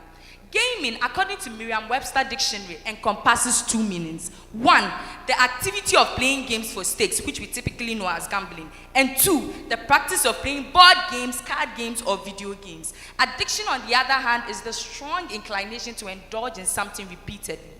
Unfortunately, many modern games have incorporated elements of gamble, making and creating a thin line between playing games for entertainment and gambling. The World Health Organization has classified gaming addiction as a legitimate condition in the International Classification of Diseases, defined as a pattern of gaming behavior so severe that it creates compulsivity and dependence and takes precedence over the daily lives of the individual, causing significant harm to personal, social, occupational, and educational function for a period of at least 12 months. Now, let's be fair. Playing games isn't inherently bad. Gaming offers us community, competition, escapism, and the tantalizing lure of easy money through the in-game betting platforms and applications. Imagine that moment you take a first bite of your favorite meal, or you finally get to go on that date with your crush. I saw that smile. That explosion of happiness releases dopamine, the brain's feel-good chemical. It's the same rush you get when you win a game. But here's the catch. Gaming addiction delivers unnaturally high dopamine levels, higher than what we get in real life. Over time, this creates a cycle. So 1, continuous winning triggers high dopamine levels. 2, the body builds tolerance to these high levels. 3, the gamer becomes dependent on these high levels to survive. 4, there's a cognitive decline because the prefrontal cortex of the brain responsible for gaming self-control weakens, making it hard to stop. Then finally, the gamer has withdrawal symptoms, so anxiety, irritability, and depression set in when the gamer is not gaming, forcing them back to the cycle. Now, this is the same process we see in drug addiction. The only difference, you don't need a drug dealer, just mobile data or Wi-Fi. Now, let's come back to Malik. At first, gaming was just an after-school hobby, until one day, he realized and discovered an in-game betting application and recounts taking 5 Ghana cedis and winning a whooping 3,000 Ghana cedis in profit. Just like that, easy money. Don't you want some? Thank you. After that, he thought to himself, why not take some of this money and invest it back into the betting odds? And that was exactly what he did. I'm sure we can all guess what happened to that bet. He lost again and again and again. I'll win it all back, he used to say to himself, but the cycle never stopped. At first, his parents didn't notice. His mom would say, oh, my son there is very obedient, he's always at home. But soon, Malik started staying up all night gaming. His WASI and final exams were fast approaching. He skipped his meals just to grind in his favorite game. He lost focus. And when the WASI time came, he failed. The once promising software engineer now became a shadow of himself, turned and stuck in a game he could never truly win. The question is, how many more people must go to waste before we act? Ladies and gentlemen, Team KNUST's solution lies in a set of multifaceted ways. Gaming addiction doesn't just affect the individual. It causes and drains the country's productivity, fuels economic instability, and leaves the generation stuck in digital escapism rather than real-world progress. As we see in Malik's story, we must ask ourselves, how can we turn the tide to help him and countless others reclaim their potential? This solution lies in a set of multifaceted strategies involving 7 key stakeholders: gamers, game developers, families, healthcare providers, educational institutions, government and regulators, and the society at large. These multi-level strategies, let's call them game changers. Now let's press start. Game changer. 1. Public nationwide awareness and campaigns. Why awareness? This is because we cannot fight what we do not recognize. Even though the World Health Organization has classified gaming addiction as a mental health disorder, it is still being overlooked. Our public education game changer will build on the good work that has already been done in this regard, like the launching of the Responsible Gaming Awareness Month by the Gaming Commission of Ghana. I'm sure we all don't know what that month is. It's September. And the school sensitization programs in the Ladade, Kotopon, and Lojokuku municipal assemblies, also by the Gaming Commission of Ghana. Though these efforts are recommendable, we say that it is time to scale up our efforts. A study by Empower Wellness, a United-based addiction treatment center, states that most gamers are between the average range of 18 and 34. We propose a nationwide awareness campaign and reaching to tech clubs, churches, mosques, and PTAs to reach all demographics. This campaign, a digital platform with social media campaigns on TikToks and Instagrams, as well as documentaries, will help us to amplify this message. This campaign should begin in a pilot phase in selected urban regions to help us to fine-tune strategies before expanding nationwide. Lastly, all materials should be linguistically and culturally adapted to resonate across Ghana's diverse communities. Gaming is a vibrant act, a thriving economy, and a vital form of connection, not a vice to be banned. Our campaign isn't about eliminating gaming, it is about preventing gaming from eliminating us. Game changer. 2. Specialized rehabilitations and mental health support. I mean, it's just gaming addiction. Why the need for rehab? It might interest you to know. Gaming addiction isn't just a personal problem, it's a public health crisis. The American Psychiatric Association found out that 8.5% of youth gamers worldwide exhibit addiction symptoms. Also in Ghana, in a 2020 study, 12.2% of university students met the criteria for gaming addiction. This tells us one thing: there are lives at stake. Malik never thought he needed help until his world shrank to the size of a screen. We propose specialized rehabilitation centers offering cognitive behavioral therapy and digital detox machines. This will ensure and be integrated into Ghana's mental health system. And because stigma keeps people away from seeking help, there will be a collaboration between the Ghana Health Service and gaming operators to integrate help buttons directly into the betting platforms to enhance instant support. In addition, true change only comes if those that have struggled before are part of the solution. That is why there's this popular saying that goes, follow who know road. Me say that. In this initiative, a pair-led initiative, former game addicts will become mentors and digital awareness ambassadors to mentor people and let them go through using their experiences as tools for recovery and prevention. In summary, ladies and gentlemen, I have laid down an unshakable foundation about gaming and gaming addiction, and how awareness and rehabilitations and mental health support are key tools to combat this fight. Also, to more and crash the fight against gaming addiction, we need stronger regulations and data-driven policy innovation. So, as I pass on the baton to my esteemed co-speaker, who will unveil the next phase of our presentation, our game changers, remember Malik's story, that behind every statistic is a life filled with dreams. Stay with us, because this conversation is far from over. Thank you.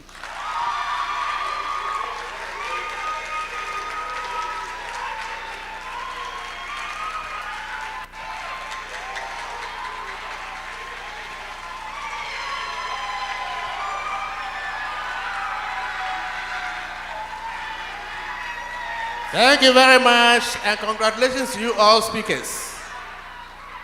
We are done with round 1. Round 2 will start immediately, and it will go by the same order. So, family health, get ready with your speaker, followed by UDS.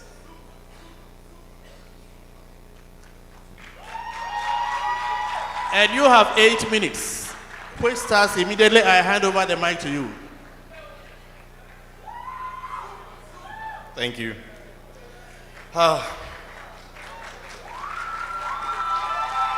Good afternoon, everyone. My name is Philip Northey. I'm a final year medical student. And I will not mention the topic again because by now I'm sure most of you already having auditory hallucinations, hearing this topic over and over again. So you know the topic already. Why am I here? I am here to troubleshoot. Call me your troubleshooter. So, I don't know if you remember the story about Kofi, who my first speaker mentioned. Well, let's see what's happening to Kofi. So Kofi is an expert. He graduated from the university with a degree in maths and stats. Brilliant guy. Kofi is an expert in sports forecasting and probability analysis. In essence, Kofi Trabet.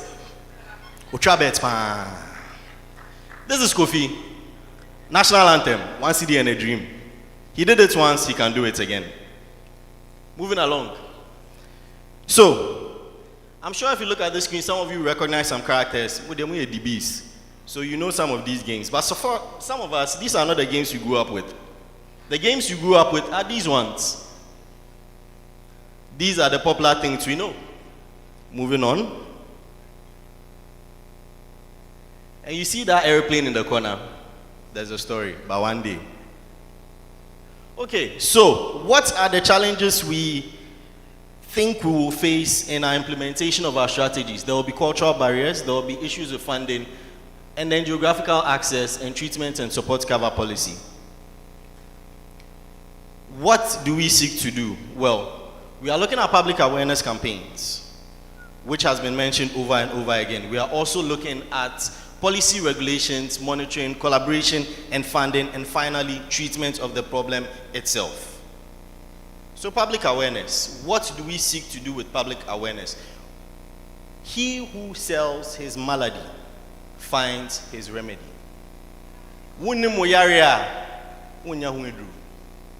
So we need to educate the general public, launch a massive nationwide approach to sensitize each and everyone like we are doing here today.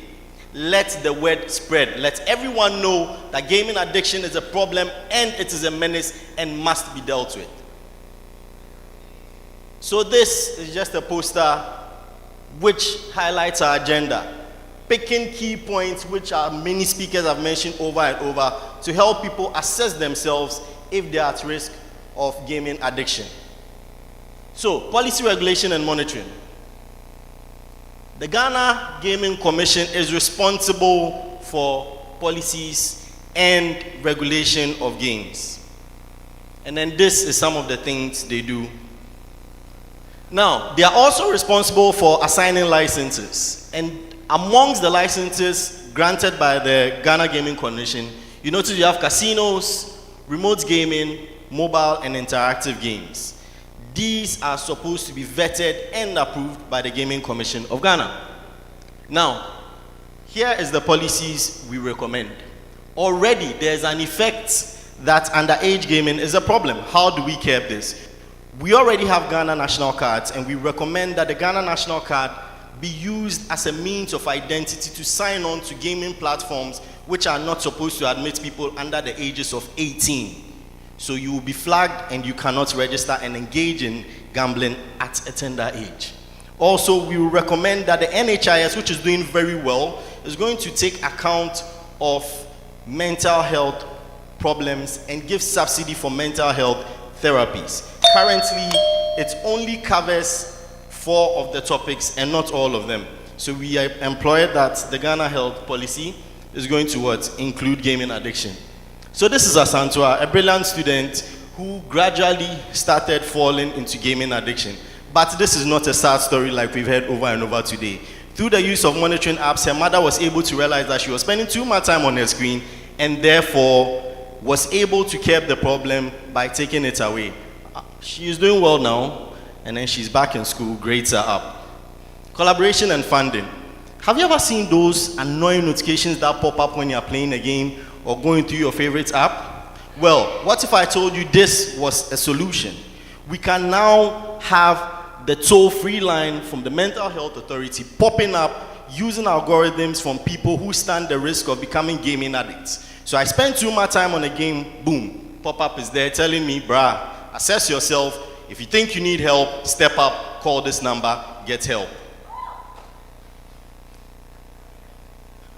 Also, how will we fund our project? There's already a 20% tax and a 10% tax. We seek to raise this. Yes, it's going to put frowns on faces of businessmen, but how do we make them smile again?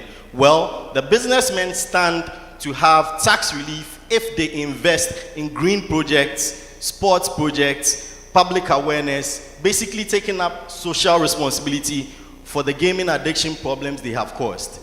That is how they can save money, by giving back to the community and helping people out of this gaming addiction menace.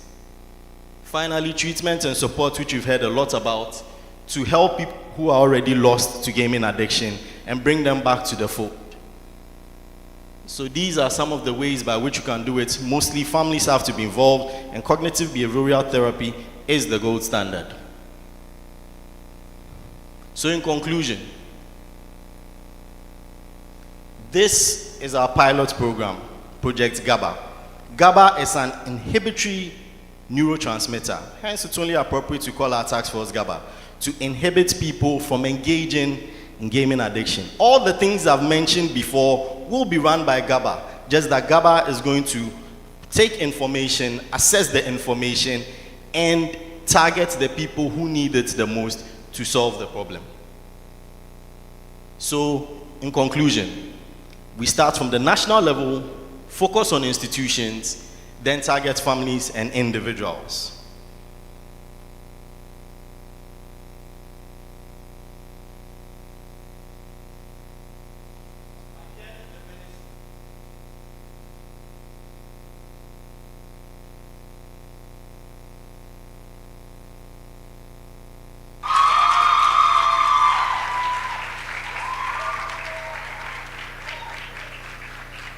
Thank you very much. Congrats on keeping to the time. Now that's the first school of the second round. We have UDS to come for the second round, second speaker.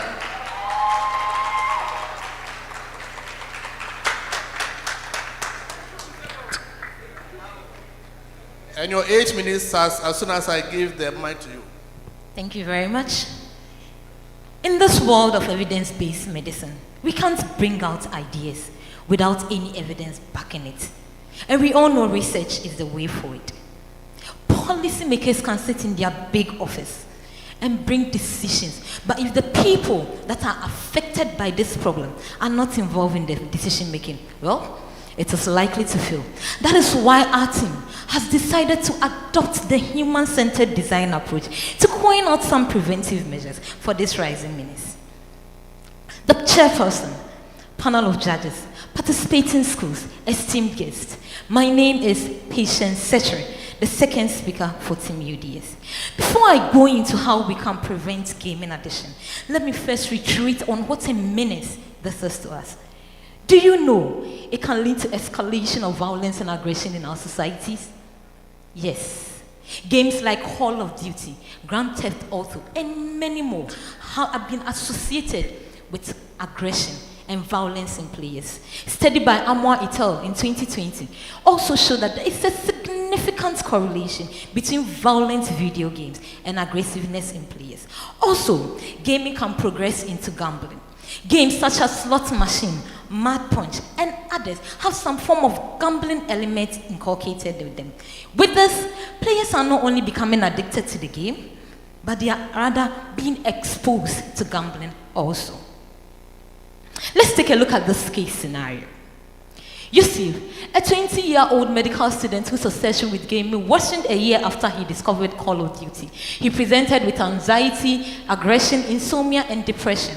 His sister rushed him to the hospital when he collapsed after locking himself indoors for days just to play game. This could have been prevented, right? Yes, we know that in every game there is a restart button. You mess up, you can start over. But life, it doesn't give us that luxury. That is why we are calling on each and every one of us here to come together so we can fight this. There are lots of preventive measures that can be adopted. We can take Hong Kong, Malaysia, and South Korea, for instance. They use the technology-based intervention method. So what can we, Ghana, also do? Preventive measures can be implemented at 1, the primary stage, where we seek to stop or delay the onset of the addiction. 2, secondary stage, where we seek to reduce the symptoms. And at the tertiary stage, where we seek to help people cope emotionally, physically, and psychologically with their problems. So how do we prevent others from ending up like Yusuf? Now, ladies and gentlemen, we can list all this preventive approach, but if there is no practical ways of bringing it into effect, it is not going to work. So now, let's dive into how we can use the human-centered design approach to coin out these preventive measures so that others don't end up like Yusuf. The design approach has been divided into 4 stages. 1, clarification stage. 2, ideation stage. 3, innovation stage. And 4, implementation stage. To set the ball rolling, ladies and gentlemen, our clarification stage. At the clarification stage, we take information from relevant stakeholders, like persons addicted to gaming, government and policymakers, parents, guardians, NGOs. We call all of them into a workshop. We should know that here, empathy is a requirement. Then we try to understand what the problem is, understand it in the Ghanaian context, and understand it in the various stakeholders' perspective. As to why people are playing games, are they even aware they are addicted? From then, we move on to our second stage, our ideation stage. The stakeholders gather, then they brainstorm on ideas like how to get parents involved, how to make the public aware, how to introduce alternative outdoor programs for the youth. Then we move on to our next stage, our innovation stage. Here, we try to bring everything from the clarification stage and the ideation stage into a concrete plan. Evidence-based decisions are made based on 1, sustainability, 2, feasibility, 3, desirability, and 4, viability. So decisions on how to get the gaming companies involved by introducing age restriction and AI monitors, policymakers putting deterrent taxes on gaming companies, and then investing in alternative and healthier outdoor programs. Then, here we form an advisory committee that will progressively analyze as we are bringing all these decisions into action. From there, we move on to our final stage, our implementation stage. At the implementation stage, we try to bring all the plans into effect. We don't start with the whole country, we pilot.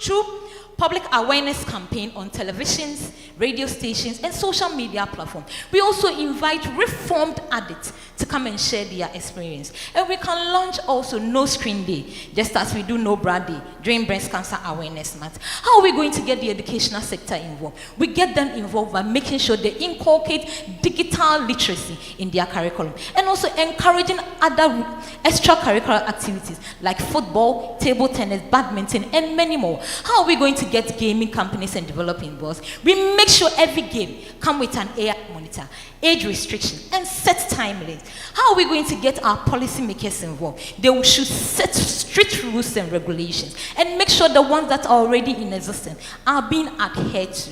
Also, they review the gaming act that is already in the system to cover every aspect of gaming. Then how are we going to get our health sector involved? The health sector come in by building rehabilitation centers, training more psychologists, inculcating a gaming action fee in the NHIs, our National Health Insurance Scheme, so that people can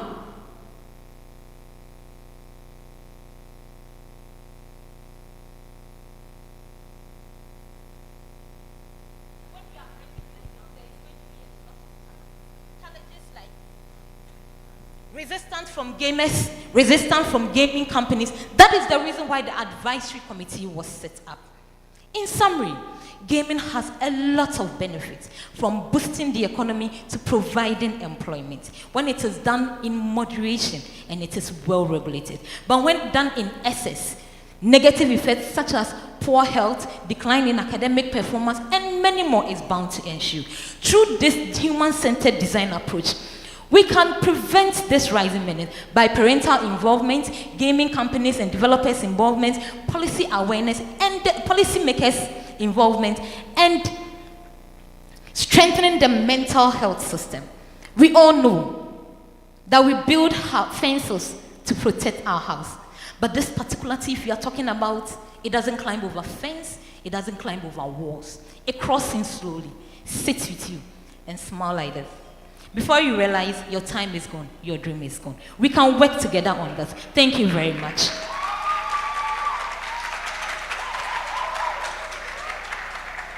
Thank you very much. Now the third school, UGMS, get ready.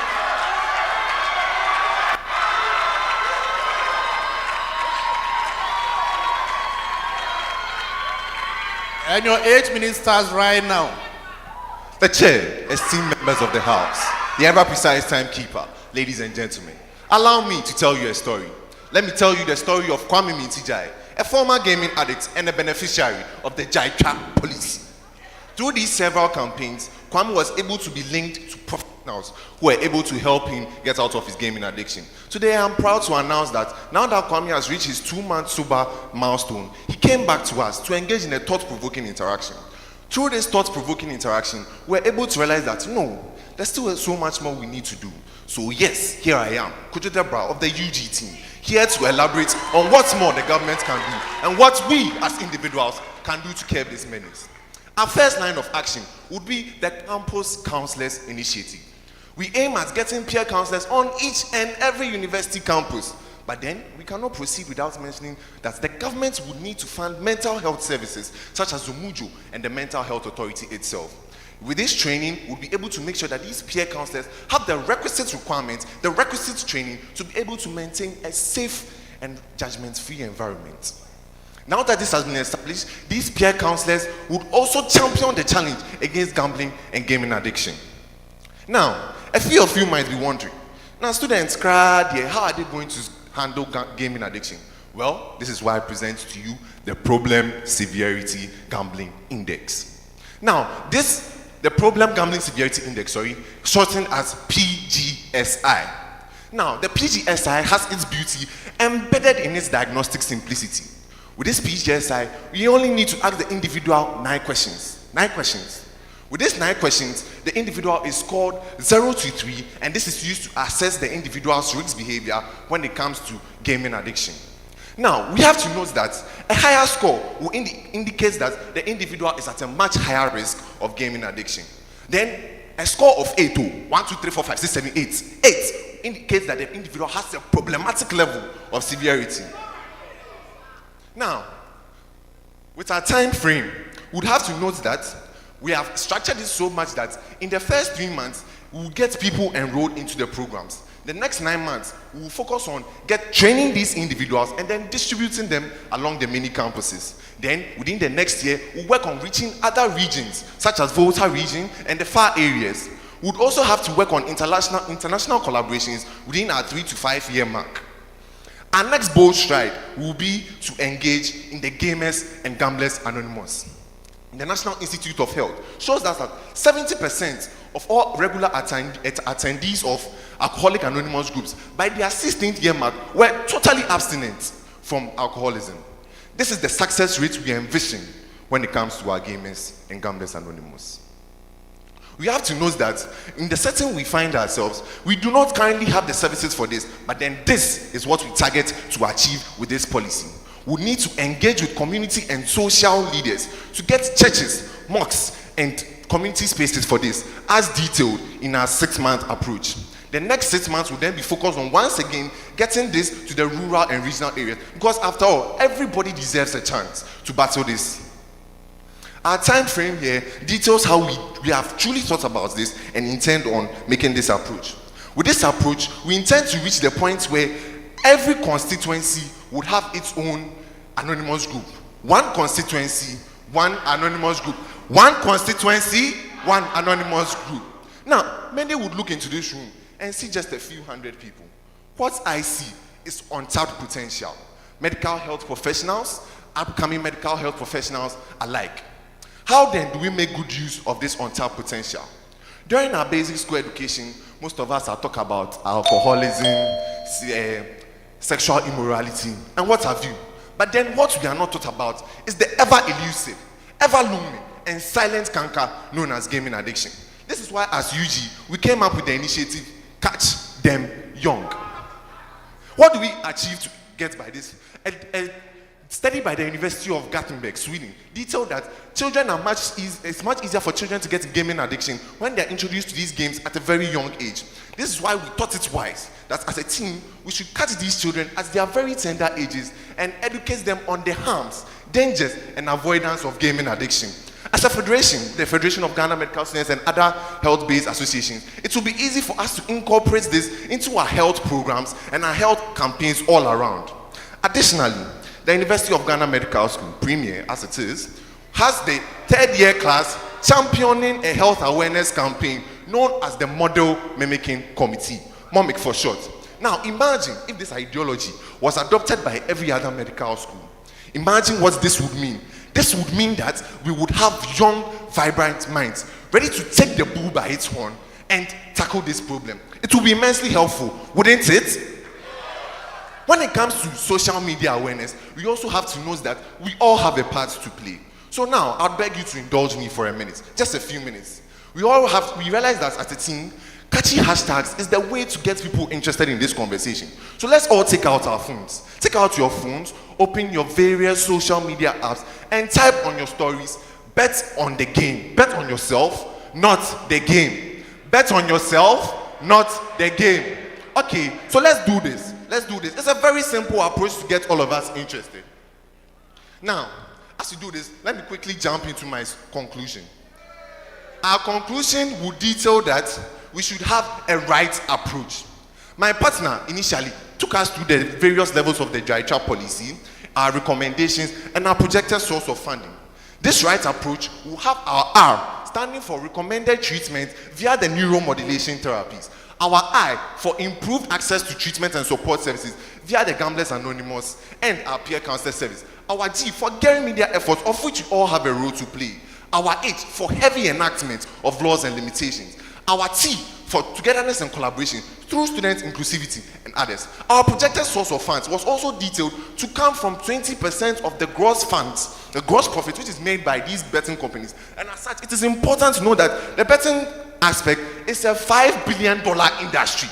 So we are getting 1 billion to all this. This shows the feasibility of the plan we have at hand. Well, as I end, I'd like to emphasize that gaming addiction can truly be ended, only that it requires a collaborative effort from the government, gaming industry, teachers, educators, health professionals, and the individuals themselves. Let's all come together and do what is right. A few years from now, we might find ourselves here celebrating the total eradication of gaming addiction. Remember, bet on yourself. Thank you very much. My name is Koju Debrine. It was a pleasure to speak to you.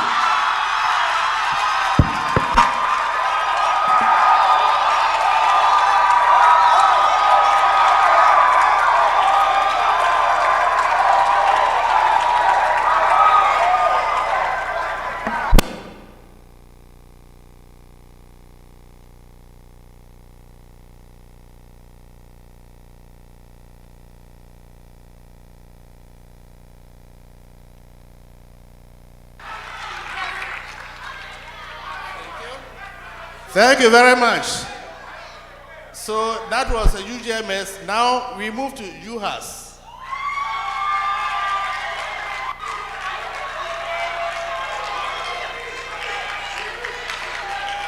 Your 8 minutes starts from now.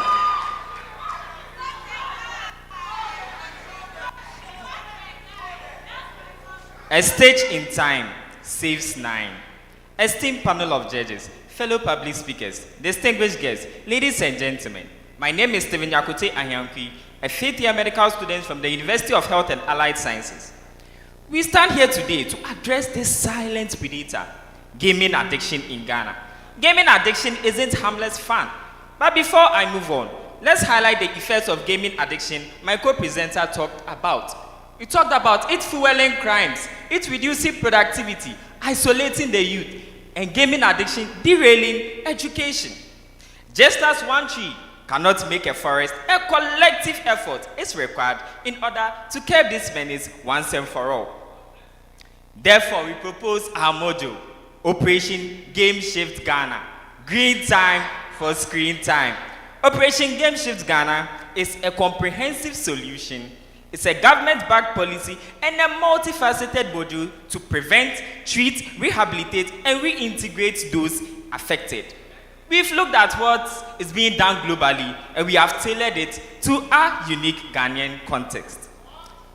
First of all, we realize that there is no policy regulating gaming addiction in Ghana. So we propose the introduction of the National Gaming Addiction Prevention and Management Policy.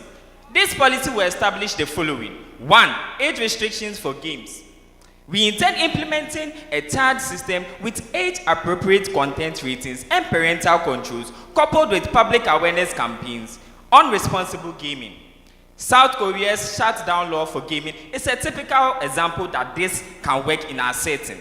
Mandatory in-game addiction prevention features. We intend to adopt something that is done in China, where in-game timers, break reminders, and spending limits are mandated on gaming platforms, and we will do this in Ghana.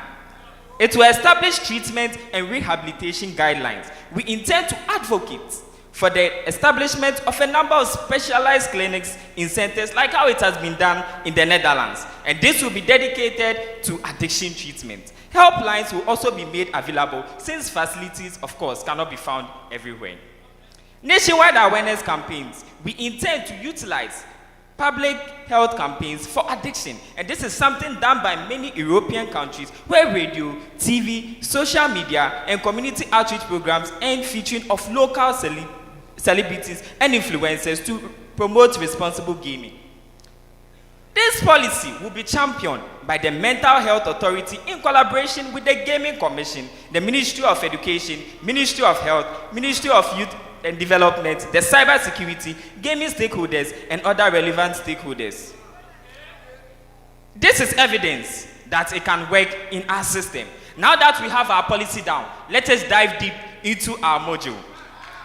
Primary level is looking at prevention. Prevention, they say, is better than cure. We want to tackle the issue before it even has the opportunity to bloom. And how will we do this? Through curriculum integration. We propose integrating game shift modules into our school curriculum, where we teach students about healthy digital habits and the risk of addiction from primary school onwards. Now let us jog our memories.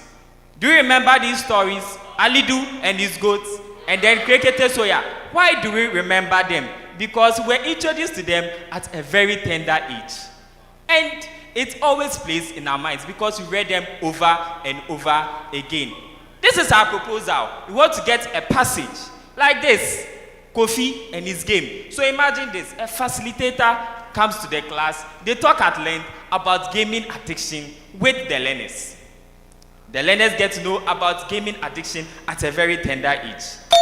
We also intend on adding contents on gaming and its addiction to our already existent digital literacy program for higher levels of education, just like the way Finland has been able to do. Also raise awareness and advertisement. We want to partner with popular celebrities like Akrobetu, aka Who Knows Tomorrow. Who knows tomorrow if you are glued to our screens? The power of advertisement. We also want to use a popular Indomie advert. Irresistible and you see, you're able to say it often because you are always conscientized. You're always being exposed to them. And that is the power of advertisement we seek to take advantage of. We want to promote recreational activities, and it is necessary to reduce screen time and game time. As we have seen the die effect, it will be championed by religious groups and traditional leaders, amongst others. Even His Excellency John Dramani Mahama brought the idea of a National Recreation Day, clearly in line with our vision. Parental engagement and social and school check-ins will also be implemented. What about those already addicted? Do we have something for them? Yes, of course. Just like cowbell, there is always something for everyone. We'll give them treatment and rehabilitation through 1, counseling, 2, rehabilitation centers. 3, community support. And 4, family therapy, because we realize that some of these addictions stem from the family level. After people have come out of addiction, do we allow them to backslide? No. So what do we do for them? Reintegration. We will achieve this by offering job readiness through skills training and support. How will we fund this beautiful module? It will be done through 1, the mental health levy being imposed on certain game platforms. We are killing 2 birds with 1 stone here. 2, through corporate social responsibilities. And 3, through public-private partnerships. And also other relevant stakeholders will come on board, like the WHO and then the UNICEF. There will also be a continual evaluation because we are in an ever-changing world, and to ensure that our model is constantly being reassessed so that it stands the test of time. In summary, we have talked at length about gaming addiction and its dire effects, and we have brought a solution that will nip the menace in the bud once and for all. Our module will work because it tackles the menace on the primary level, the secondary level, the tertiary level, and the quaternary level. There is a Chinese quote that's going form, yao xing. The best time to plant a tree was 20 years ago. The second best time to plant that tree is now. So let us act together. Operation Games in Ghana. Free time for screen time. It's our chance to reclaim our youth and build a healthier future. Join us because it involves you. It involves you. It involves all of us. It involves you. On my way,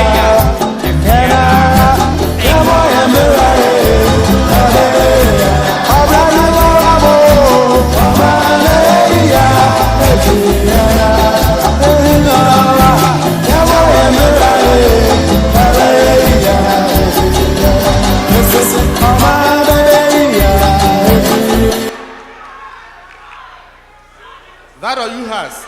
Now, University of Cape Coast.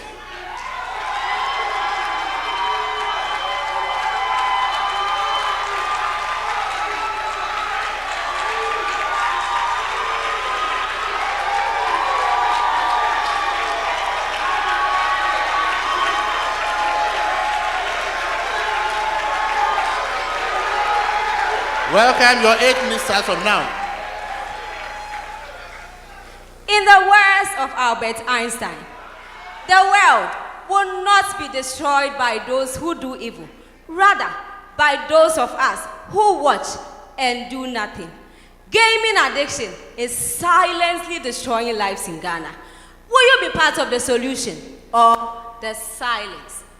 My name is Margaret Bauer, a student of the University of Cape Coast School of Medical Sciences. I crave your indulgence today as we look at solutions to curb the rising menace of gaming addictions in Ghana. Now, before we start, let's look at what has been done already. So, Ghana now celebrates Gaming Awareness Month, and this began in September last year.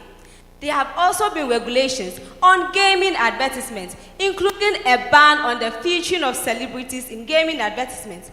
There have also been age verification protocols on gaming platforms, which demands you to use a national ID as a way of verifying your true age. In 2021, the Gaming Commission banned the use of jackpot gaming machines in its quest to fight underage gambling. We also have Gamblers Anonymous networks. Despite all these commendable achievements, for every 10 people you count in this auditorium, 7 engage in sports betting. But all hope is not lost. Like we say in Akan, Watia, Naso, Omwi, bent but not broken. Let's go back in time and change the narrative for Kwame, the promising UCC student with 2 cities and a dream. And this begins right from the classroom. The Ministry of Education should introduce a subject on financial literacy and entrepreneurship. And this must be taught at all levels, right from the basic school up to the tertiary. Like we usually say, catch them young, and they will be yours forever. Secondly, with the help of the Mental Health Authority, we can set up mental health clubs, both in schools and in communities. This way, Kwame, who is now in JHS2, will benefit from mental health education, and not leaving out Yaya, who has never set foot in the classroom and hustles on the streets of Kotokraba. Now, how many of us here remember our all-time favorite TV series on sexual and reproductive health? Jolo! Aha! How about a whole YOLO season solely focused on gambling addiction education titled Game Over? When I say game over, you say better choices. Game over. Game over. This will be a turnaround in the gambling industry, as we are going to use a TV series to educate people about the consequences of gaming addiction. Now, pick up your phones, everybody. I am going to show you a quick way to make money. Are you ready? Just create an account on bonkusbet.com and use my promo code KASONGO1 for an instant bonus of 2,000 Ghana cedis on your first deposit. This is no longer funny. Adverts like this have trapped a lot of young Ghanaians into gambling. Many of them enter without having any idea of what they are truly getting themselves into. How do we regulate gaming advertisements whilst we protect the vulnerable? 1. The Gaming Commission of Ghana should extend the ban on featuring celebrities in gaming advertisements to include influencers as well. 2. Just like we have restrictions on alcohol advertisements during certain times when children are likely to be watching and listening, why don't we do the same for gaming advertisements? 3. The Mental Health Toll-Free Helpline, which allows people to make free calls to mental health experts, should be integrated into all gaming adverts, just like it is done in the United States of America. 4. The Mental Health Authority should create strategic television and radio-based advertisements. These advertisements will be played during strategic hours, for instance, before a football match. By then, our famous investors will be seated glued to their television sets, about to take a gamble. This will caution them to gamble responsibly and consider their actions. Now, let's look at some regulations and policies that the Gaming Commission of Ghana can adopt in addition to the existing one. 1. Through collaboration with the National Identification Authority, we can strengthen our age verification protocols on the various gaming platforms to prevent minors from getting access to gaming platforms. This is our Ghana card, and this must be the only accepted IDs on all gaming platforms. And for this to be effective, we need to do this in addition to biometric authentication in the form of fingerprint or facial recognition.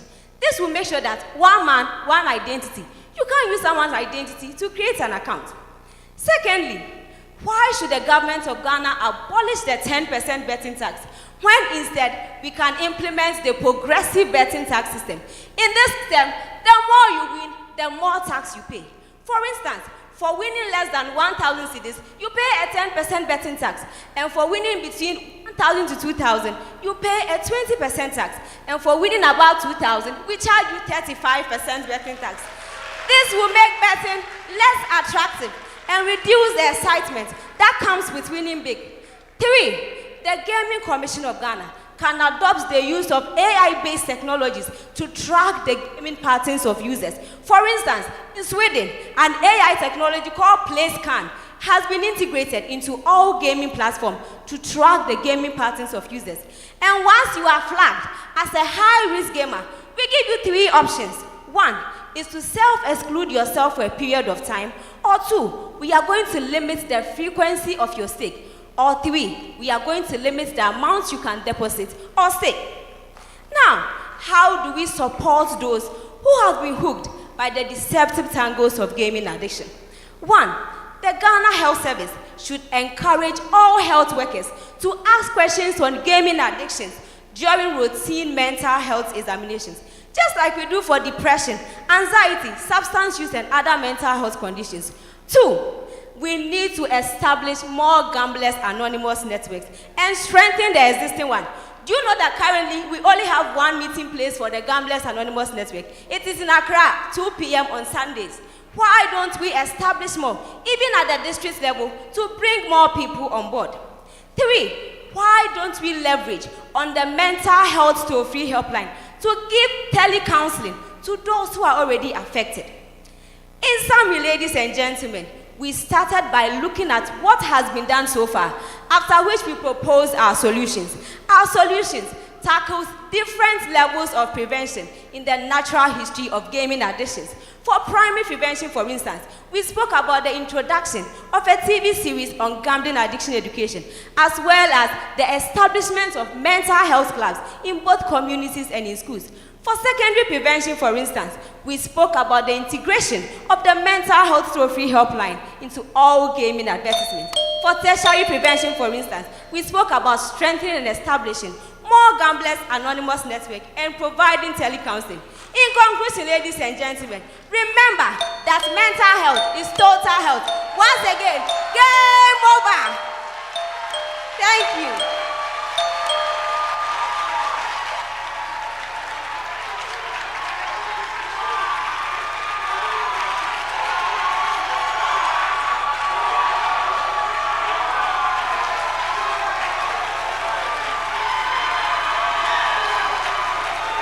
All right, thank you, thank you, thank you. Thank you. So that was a UCC, University of Cape Coast. And now we move to Accra College of Medicine, ACM. Your 8 minutes starts right now. Hello, ladies and gentlemen. Hello, ladies and gentlemen. My name is Damon Anause Kofi, and I'm speaking on behalf of the Accra College of Medicine.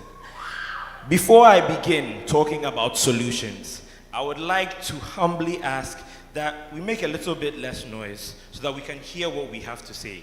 I'm not here to come and shout at you. I'm not here to come and speak confusing languages that some of you may not understand. I'm here to address an issue that is worrying my fellow youth in this country. Now, this issue has to do with gaming addiction.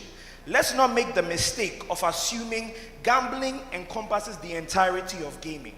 Gaming goes beyond gambling. And although gambling may be a dire issue that we are facing, gaming addiction extends beyond it. And we are going to talk about solutions that are homegrown, solutions that are made from the home, for our nation, Ghana.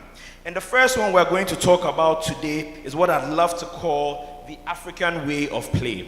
Now, many of my colleagues have spoken about complex solutions, financially involving solutions that we might petition a government that may act slowly to solve. But let's talk about solutions we can start now. Solutions that do not require a governmental body to sign a check they are already unwilling to do, to start fixing an issue we need fixed now. So the solution of the African way of play talks about reintroducing the way many of our senior colleagues here grew up playing. What happened to the game of Ampe? What happened to going out and meeting your colleagues and doing something together? Whether it may be running, playing, singing, even in our time, going out to watch a movie.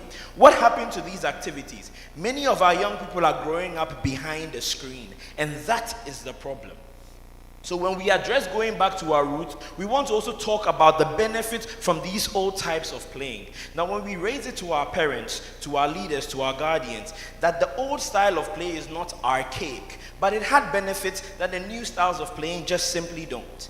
It taught our young people social skills. Now, these are social skills that went along to help some of the effects that we see gaming addiction develop. Unemployment is one of the biggest effects that gaming addiction causes in our society that we need to address. But these old ways of gaming, we thought were just kids playing in a park. But it taught them the social skills that they employed in the workspace. It taught them to communicate with their fellow young people, giving them the confidence to attend interviews with a confidence that will cause them to acquire jobs. Now, we are growing up without these skills because we are given the benefit of communicating with a screen, communicating through text messages that we can write and rewrite, which I can't do on this stage. What I say to you is said once and it is final, and we need to teach our young people to cope with that reality. Next, we'll talk about public awareness. We've spoken about billboards, public advertisements, and so on, which all cost money. But how many of you remember Horonsa Faseminaye? Just Horonsa Now, this was a public awareness campaign that helped us in the COVID time to engage a lot of people in hand washing, right?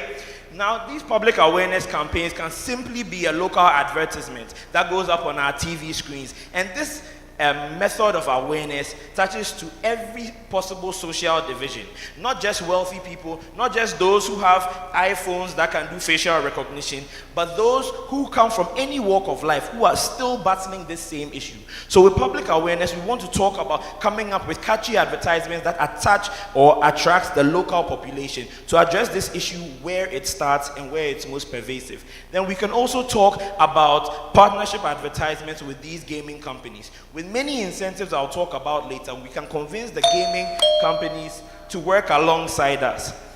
Next, we'll talk about the stakeholders. Now, our parents, it's simple. They give us the games because we need to be able to be occupied whilst they have work to do.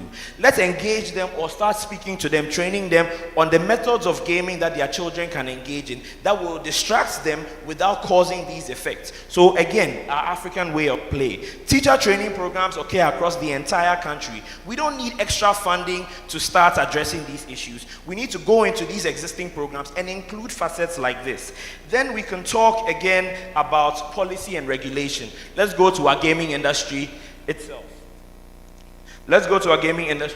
So when we access our mental health services and rehabilitation centers, we take these mental health staff and personnel and pair them with these gaming companies to come up with ways where they can cause engagement without causing addiction, ways to do their marketing and engagement in their games without involving children in behaviors that will induce gaming addiction. Let's move on.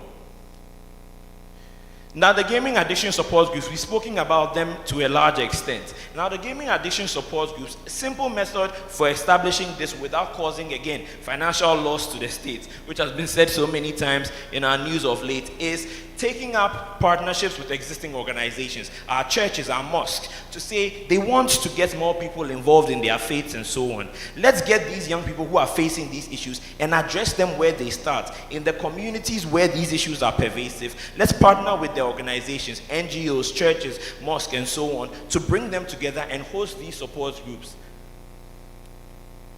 Let's move on. And next, we'll talk about the gaming industry itself. How many of you have played a game that has an energy facet, right? This energy recharges over time. It's a very simple way of limiting the time children can give to gaming. So these time limits should be imposed on many of the games that we see addiction develop in. And then we can look at the financial incentives, giving grants to gaming companies that develop games that teach young people social skills, that teach them employable skills, that help with hand-eye coordination, and giving tax incentives, and giving these grants and tax incentives to companies that do this rather than develop addicting games. Then we come up with deterrents like a mandatory warning labels. This is a policy that can be passed that does not cost the government anything to employ and can be employed from now, enforcing our gaming organizations to do this. Then we come to gaming. Now, a philosopher in our community once said, we go take one money tier bit, and if you share, thank you. So if gaming addiction to gambling causes this much loss, why do we get addicted in the first place? There's a whole psychological study that explains how gambling companies basically do a lot to attract a certain demographic, the demographic that has high addictive tendencies. So we attract these gambling companies with the same tax incentives, with the same grants, but allow them to change the way they market, not prevent them from doing so, but change the way they market to inhibit this addictive causing or addiction causing behaviors. Then we can look at these same age restrictions. So we've heard some talk about the Ghana card. Now, the facial recognition aspect, the biometrics, and even once in a while, community outreach programs that assess the people who are engaging in these games, how they are advertised to in the first place, and employ policies or come up with policies that address these methods of advertisement so that it targets those who are within an age group that can maintain or manage themselves, as opposed to mass social media marketing, influencer marketing that targets the young population that we see involved in this. So this brings me to the conclusion on what we are here to discuss. We can talk about all the solutions we want, but we need to balance prevention with recovery for all kinds of games and not just gambling, and make sure that our mental health professionals are giving all the resources to firmly and properly address this issue. Thank you for your time, and God bless you.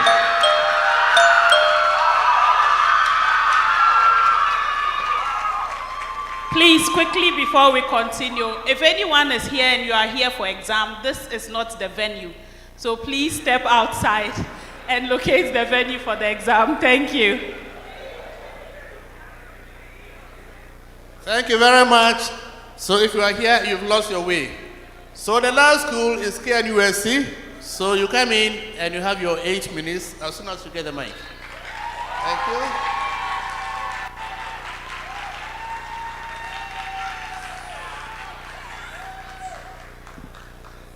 As Beidao said, this conversation is far from over. In the spirit of love, think about this. You are at your wedding ceremony, wearing the most beautiful gown, the one you treasure, the one that turns heads. But just as you're about getting out of the car to walk down the aisle, you notice a tiny thread sticking out. It seems insignificant, almost harmless. You tug at it just a little. But in your attempt to pull it out, the fabric starts to unravel. What was once a masterpiece now hangs in ruin, all because a single thread was pulled. The chairperson, punctilious panel of judges, distinguished guests, ladies and gentlemen, good day. Gaming addiction is that thread. Left unchecked, it can slowly undo the fabric of our lives. Pulled wrongly, and we leave it worse than we found it. So what then is the right way? I go by the name Master Jason Selom Kwame Ahiable of the Kwame Nkrumah University of Science and Technology. Indulge me for the next 8 minutes as I unveil the next set of Team KNUST's Game Changers. Game Changer 3, Smart Regulations. Pause. Game Changer 3, Smart Regulations. Let's be honest. How many of us have been told to go to bed early, yet when our parents barge into our rooms, we fake sleep only to wake up and reply that text again? How many? Exactly. For a country currently in huge debt, the rise of the gaming industry seems to have come at a very good time. In 2024, the gaming industry was expected to contribute a whopping 1.7 billion Ghana cedis to the national revenue. But here's the dilemma. How do you control a lifeline without cutting it off? Radical regulations in the gaming industry isn't the way to go.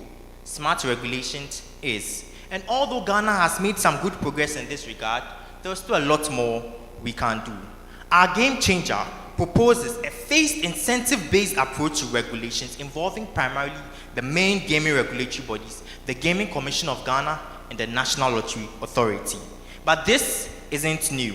Tanzania has already implemented biometric verification, financial audits, and a central monitoring system to ensure transparency and accountability. And it worked. Tax revenues rose, illegal betting declined, and players had a safe environment to game. Ghana can take a page out of Tanzania's, tailoring our regulations to our unique landscape. Here's how we do it. First, biometric and ID verification will keep underage and unauthorized users out of the system. This ensures that that crafty 13-year-old boy who stole his mother's SIM card and moping will not have access to these gaming sites. A responsible gaming unit will be set up to ensure accountability with different levels of penalties for violations. And to keep the system honest, we are introducing a digital whistleblower system, allowing anyone to report illicit activities anonymously. But of course, no regulation comes without resistance. That's why we are addressing industry pushback with incentives. Businesses that follow the rules will get tax benefits and faster licensing. To lower the cost of this initiative, we will partner with telecom and banking companies, ensuring strict data security. And here is the game changer in our game changer. Part of the gaming tax revenues will be reinvested into addiction recovery, data-driven research, financial literacy, and youth outreach. With smart regulations, we don't just control the game, we change the odds. Now to our last game changer. Game changer, data-driven research. According to Statista Market Forecast, by 2029, Ghana's online gaming market is expected to hit 4.4 million users. Yet, let's do a little exercise. Put on your phone, your tablet, or any device that you can search for information on, and search for something for me. Search for statistics on gaming addiction in Ghana, and you see just a few research papers. Many of them starting their abstracts along the lines of, there is little information on youth gambling in Ghana, even though there is an unprecedented emergence of various types of gaming and gambling venues throughout the country. This brings forth a glaring problem. We cannot curb what we don't understand. Let's face the facts. Research and data collection is hard. Our professionals here and even our final year students can attest to this truth. Many of them are still on their literature review with hopes of advancing to their methodology. But our game changer makes provision for that. With the rollout of Game Changer 3 and the monitoring systems instituted, we can have access to ethical real-time data with controlled access to university, policymakers, and major research stakeholders. That way, even if my fellow speakers and I want to research on a particular topic on gaming addiction, we can schedule an appointment with Professor Mrs. Pinaman Apau. We can schedule an appointment with her, and we can know that the data that we are going to receive is going to be accessible, reliable, and above all, accessible, reliable, and above all, available. Imagine both professionals and students researching to curb these menace. Imagine how far we can go. In summary, Game Changer 1 focuses on empowering individuals with adequate knowledge to make informed choices. Game Changer 2 ensures that for those already caught in the grip of gaming addiction, we don't just preach responsibility, we provide a way out. Game Changer 3 tells us about the smart way to regulate, striking the right balance between control and growth. Game Changer 4 takes us into the world of research, uncovering patterns and insights to shape data-driven policies. Our game changers bring together all the major stakeholders on one table, each with a part to play in making sure that in the quest to make revenue for the state, the lives of our many future leaders are safeguarded. As the National Officer for Public Health at the Federation of Ghana Medical Students Associations, one of my roles is to contribute to the national public health policies. So now, let's evaluate our game changers against the 3 gold standards of effective policy frameworks. Effectiveness, check. Feasibility, sustainability. Our game changers don't just outperform other models, they melt them for breakfast. Why? Because we refuse to take a one-dimensional approach to a multi-layered crisis. The chairperson, esteemed panel of judges, distinguished guests, ladies and gentlemen, turned game changers. With the right intervention, even with the annoying thread sticking out, we can take a pair of scissors, cut the excess, yet maintain the beauty of the gown. I've given you a thorough analysis of my points. And, oh, that reminds me, a wise man from the coast of Ghana on this stage 2 years ago said that Kasa Tinting and Top Honko, which translates, long talk does not buy the horse. But might I shift your perspective a bit and say that the right talk, with the right talk, backed by targeted feasible strategies to the right people, the horse wouldn't have to be bought. It will be freely given. And just like our flight delayed us today, we ask you, join the game changers today. Join the multitude of us. Thank you.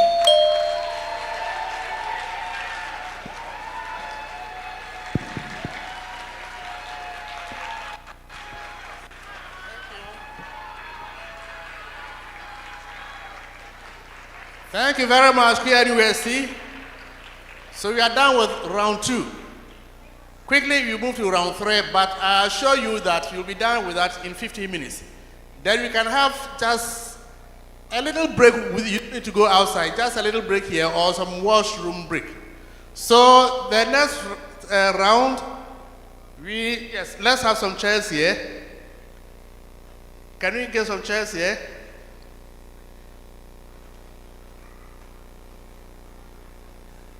So 14 chairs then. 14.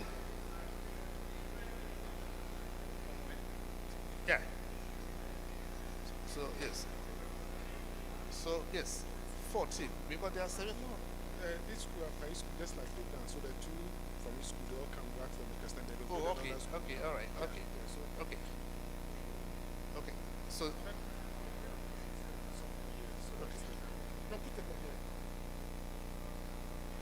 okay, so we will have the questions in the same order as they presented. Family health, UDS, UGMS, UHAS, UCC, ACM, and KNUST. So family health, you come, the two of you are there. We ask a question, you have 30 seconds to confer and decide which of you is going to speak. With that, 2 minutes, you are done. The next set will come. So family health now.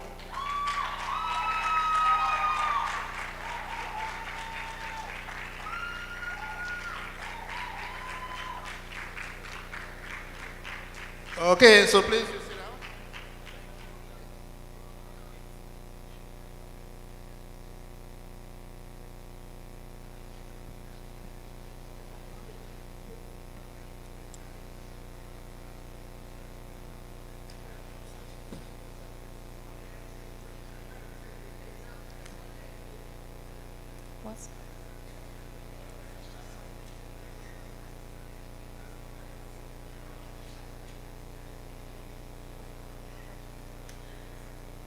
Good afternoon, family health family. Good afternoon. Hope we are doing well. Yes, please. All right. Okay, my question. Given the increasing accessibility of gaming and gambling platforms in Ghana currently, what specific policies should the government implement to effectively curb this gaming addiction in our country, and how should they be enforced? Should I take it again? Yes, please. So I'm basically talking about an increase or excessive gaming activities in our nation today. The platforms, we have a lot of them. So what are some of the policies, specific policies should the government implement to effectively eradicate or curb it? And also, how do we enforce these policies? Thank you.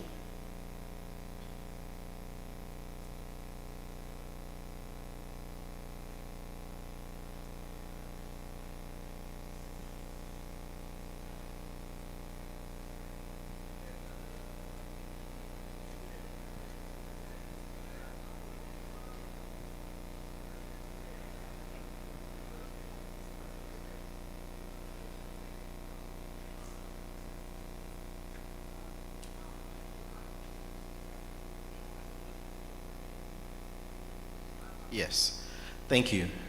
So from our presentation we gave earlier, we mentioned a few things, and I'd like to break this down into a few levels as to how this problem should be tackled. So we need to start early. Prevention is the first method we'll go for. So we need to run educational programs, part of the ICT curriculum in schools, to teach children before they pick up these habits how to game responsibly. And then also during seminars and PTA sessions, we can educate parents on implementing monitoring tools like screen time on iPhones and MacBooks to be able to assess how much consumption their students or their children are getting, and then set regulations for screen time. So we start off with prevention at a younger level. Then we go up to national policies. We spoke about the use of the Ghana card as a means of making sure that there's no underage gaming. And then that would mean that younger populations are taken away from this. Now, with regards to enforcement, any gaming authority or any gaming institution that is not able to meet these obligations would have to either undergo a penalty, or there should be some bylaws that would hold them accountable. Perhaps they would have their license revoked, or they can be asked not to practice or trade in the country for a given amount of time, pending a review on a disciplinary board. Finally, since the task force we mentioned, which is the GABA task force, has to be set up to mitigate all these issues, we'll encourage that our implementers of these laws will be the GABA task force. And the GABA task force is going to have psychologists and other people, stakeholders, relevant experts in the task force to address this problem. And if they identify that these problems have not been solved, they'll report back to the government. Thank you.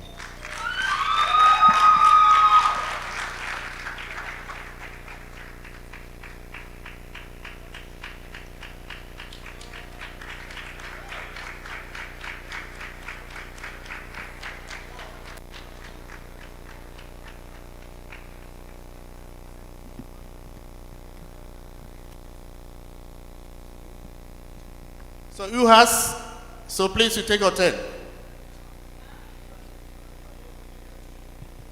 Oh, sorry, UDS, you're right, sorry, UDS.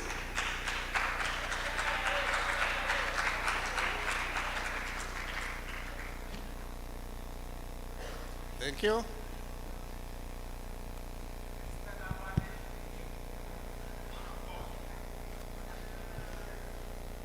Okay, UDS, so my question to you.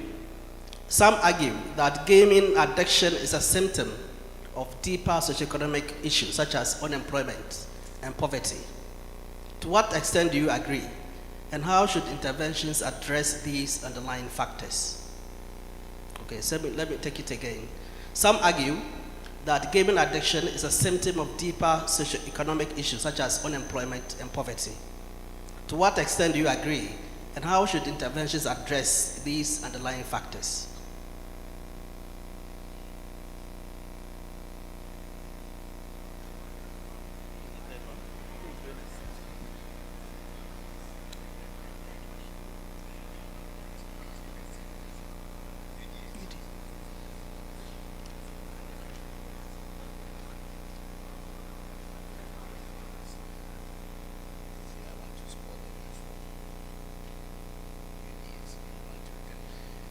Thank you very much for the question. So, the question was gaming addiction is a symptom of socioeconomic factors such as unemployment. Yes. So, we do not completely agree that it is a risk or it's a symptom, but we know that some socioeconomic factors such as unemployment and then poverty can predispose people to gaming addiction. So, it is not a symptom. But because, number one, unemployment, when people are unemployed, with enough free time, they want to feel a sense of purpose. So they might engage in gaming or something that will take them off or like be involved in something or feel a sense of achievement, which can lead them into an addiction. Poverty, as you said, gaming can lead to gambling. So some people who are poor might want to gamble the little that they have to be able to make more money. And in the process, which can lead to addiction. But with gaming, it is not a symptom of socioeconomic factors, but these socioeconomic factors predispose people to become gaming addicts. Thank you very much.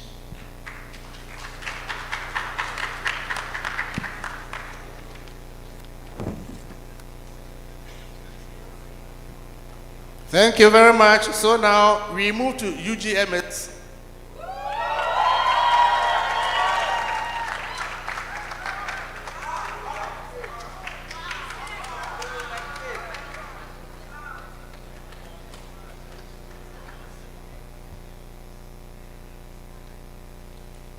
Okay. Yeah. Listen, with the rise of esports and online gaming communities, how can we strike a balance between encouraging responsible gaming and preventing addiction, especially among young people?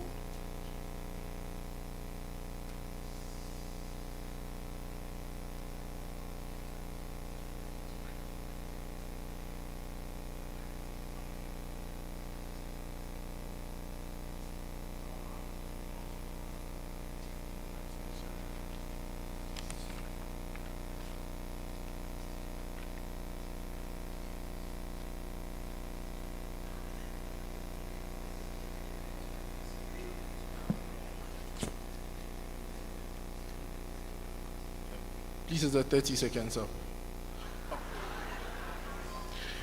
Panel of judges. So in our presentation, obviously there is a need to balance esports with also addiction.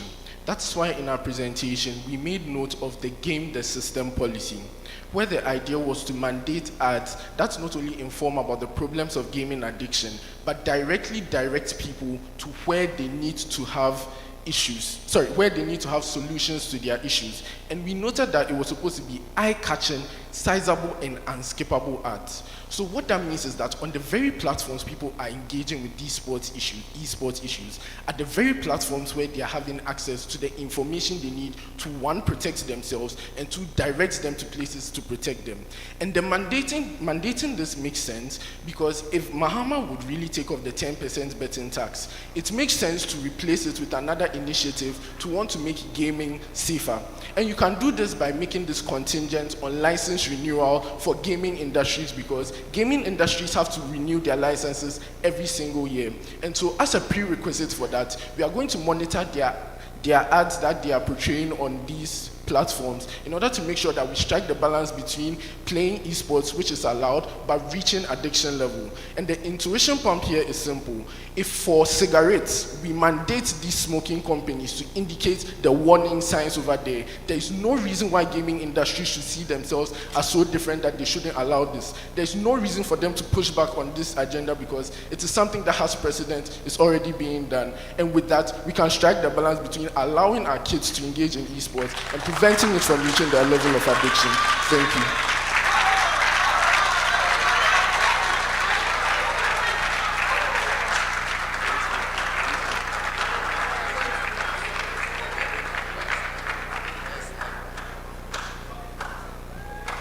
Thank you very much, UGMS. So now UHAS.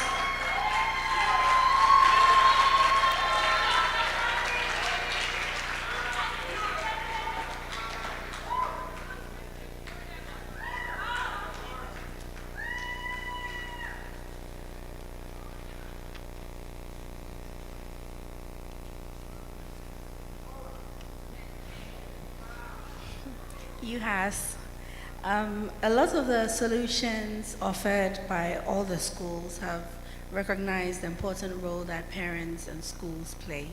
I want you to highlight those specific roles. So what role should parents and schools play in helping to curb this menace? And also share some strategies that have proven to be effective. Strategies involving the role of parents and schools.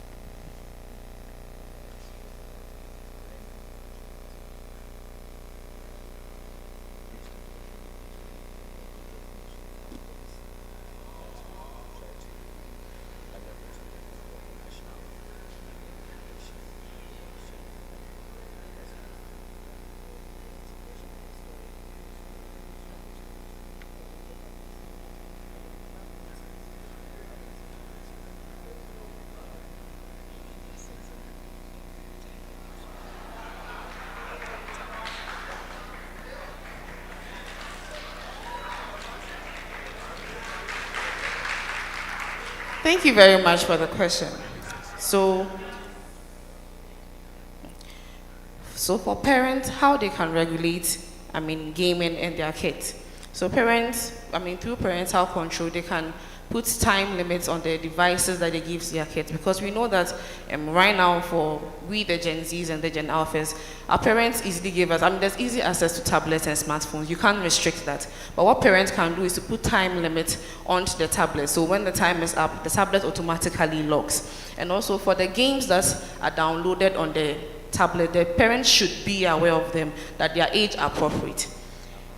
And also for the schools, would have the schools into, like what we said in our policy or our Operation Game Shift model, we said that the schools can incorporate stories like Kofi and his game, just like the way we remember the Kerikete Soya. So when it's incorporated at the basic level, students or the children get to know that this is what gaming can do if they continue playing it. So then the check is put on that. Then when you come to the senior high schools and then the tertiary levels, we can have continuous seminars, reminders that tells us, responsible gaming, because this gaming that we are saying, we are putting age limits to them, that is 18, and we are expecting that for someone who is 18, you have enough wisdom to know what is good from bad. So what we can do for the people who are old, we can't let them or tell them what to do. But if you keep informing them of the dangers of gaming addiction and then its effects, then they can make right choices from that. And also for the, you said the strategies that can work. These games that would download on games, we should have age limits on it. Our colleagues from UCC mentioned that we could use the national identification card. So it could be used in these games that we have, and it would ensure that the people who play the game actually stay within limits. And cyber security would ensure that the information they provide is protected and security is provided in accordance to that. Thank you very much. Thank you. That was UHAS. So UCC.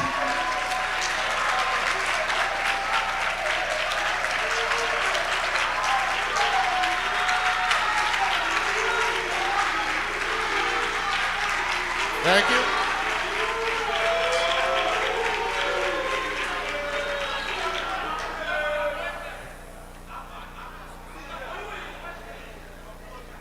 Okay. UCC, your question is, how effective are Ghana's current laws on gambling and gaming addiction, and what amendments would you propose to strengthen them? Would you like to have it again? Yes, please. Thank you very much for your question. If you could please come again.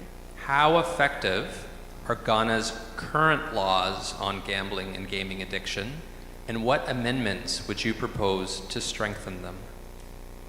Thank you very much. To begin with, Ghana's core laws that focus on gaming is the Gaming Act 721, which was established in 2006. When we read through it, we realized that it really only focuses on restricting age of the people who engage in gambling. So it states emphatically that a child who is someone under the age of 18 is not allowed to gamble.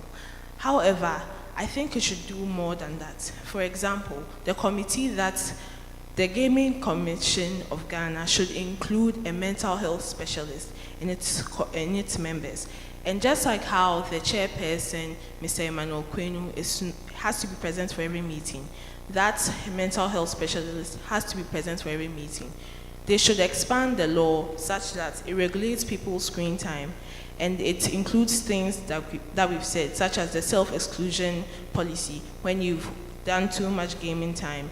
And they should also have the gaming companies having advertisements for the mental health toll-free helpline, and also putting safety messages on all the gaming platforms, like how we see 60% of every cigarette box space has warnings on lung cancer. 60% of the space on every gaming platform should warn of gaming addiction. I think if we do that, it's going to go a long way. And they can also make sure to educate people and reduce the stigma associated with mental health, such as those who have gaming addiction are able to go forward. And even if they can't, they can contact the mental health toll-free helpline for help anonymously. Thank you.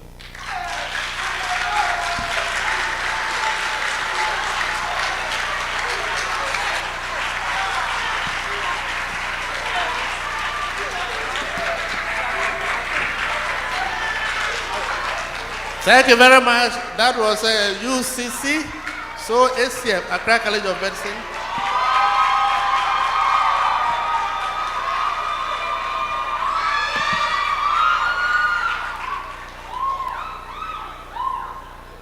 All right, ACM, your question. What role should healthcare professionals play in identifying and treating gaming addiction? And should it be integrated into mainstream mental health services? Okay. So what role should healthcare professionals play in identifying and treating gaming addiction? And should it be integrated into mainstream mental health services?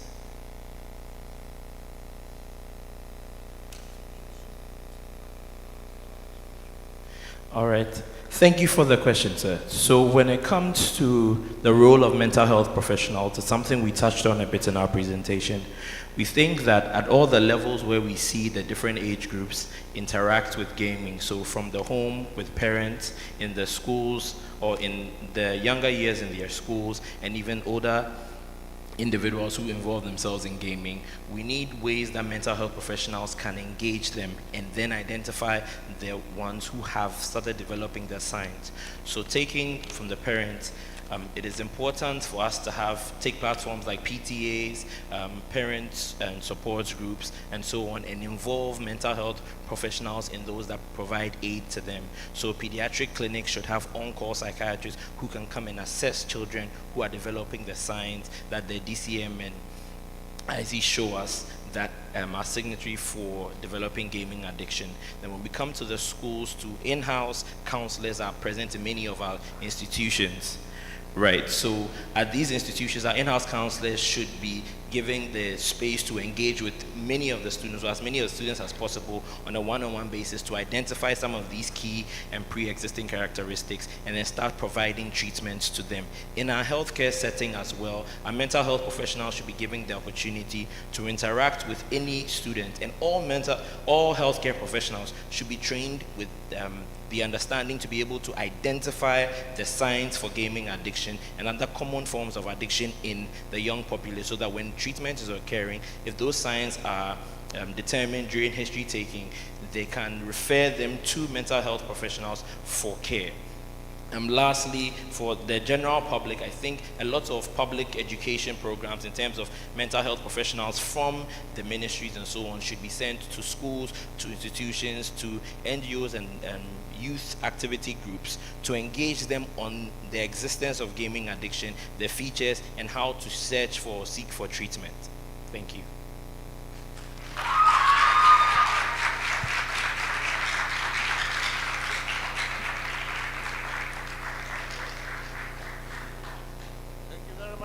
Congrats. So that was ACM. So now the last school, KNUST.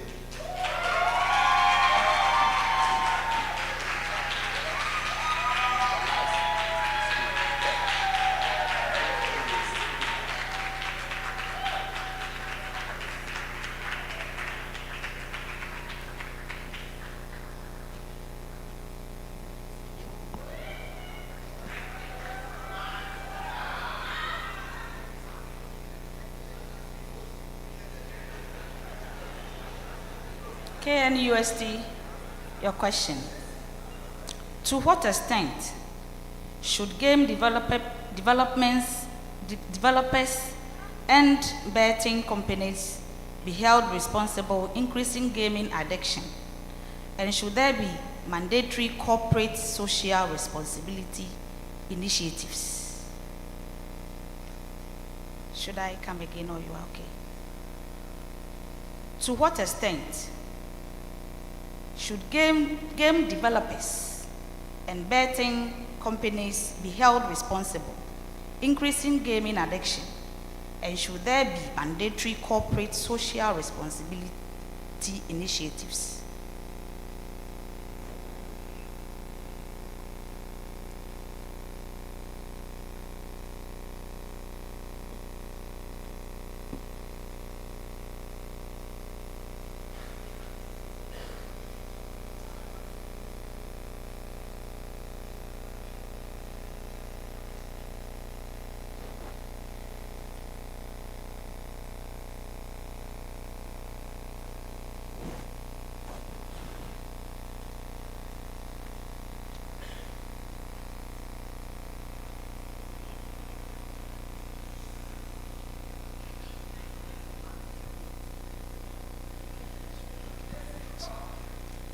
Panel of judges, thank you for the question.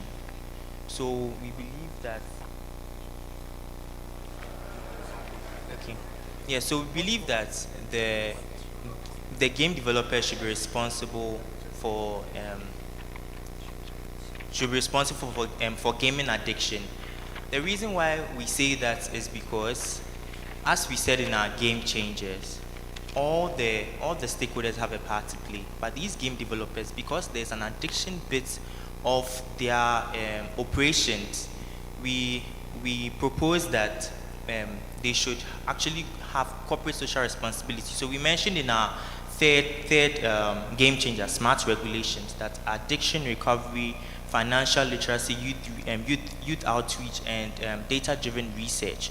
So we believe that their corporate social responsibility should be in that. So what we are saying is that we are not saying that these game developers should be banned, but we are saying that they should have a corporate social responsibility, such as like what we mentioned in our game changers, like addiction recovery, financial literacy programs, youth outreach. And when we do that, we realize that we are actually striking a good balance between control and growth, because then we already stated that the betting industry or the gambling industry provides a huge amount of revenue for the country.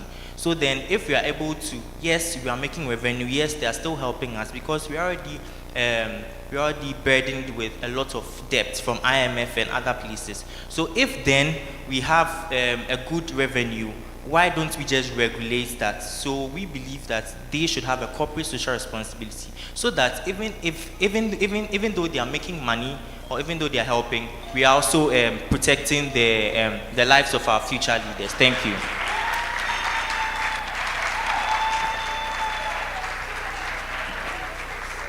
Well done. Great, thank you very much. That was KNUST. You agree it's been an exciting three-round contest, and I don't envy the judges at all.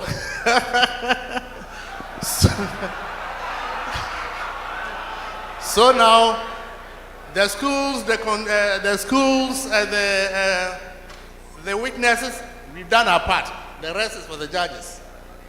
And as I said earlier, this is a contest of ideas. Whatever the outcome of the judges' decision, we all embrace it. This has not been a debate in the classical sense where one is speaking against the other four.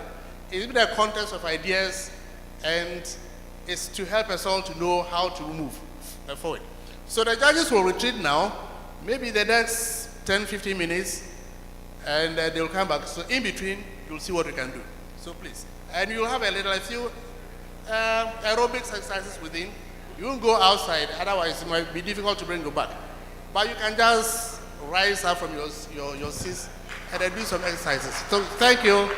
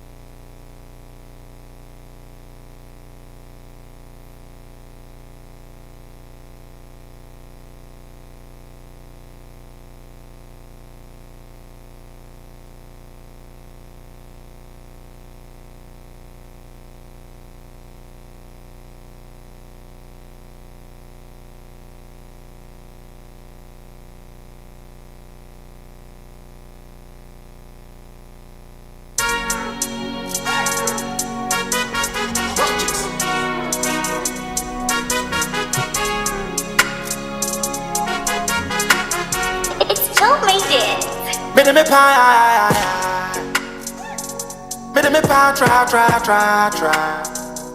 Biddy my hold ya, I could see I go. Show me the way. Now no, I saw me tennis.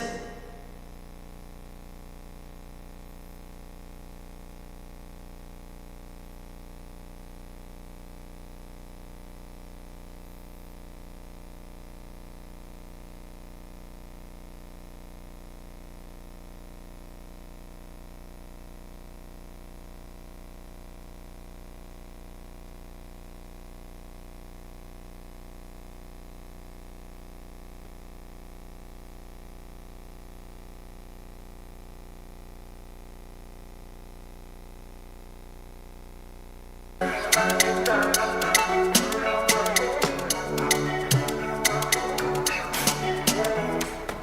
offer you nothing else, and girl, you don't get any issue.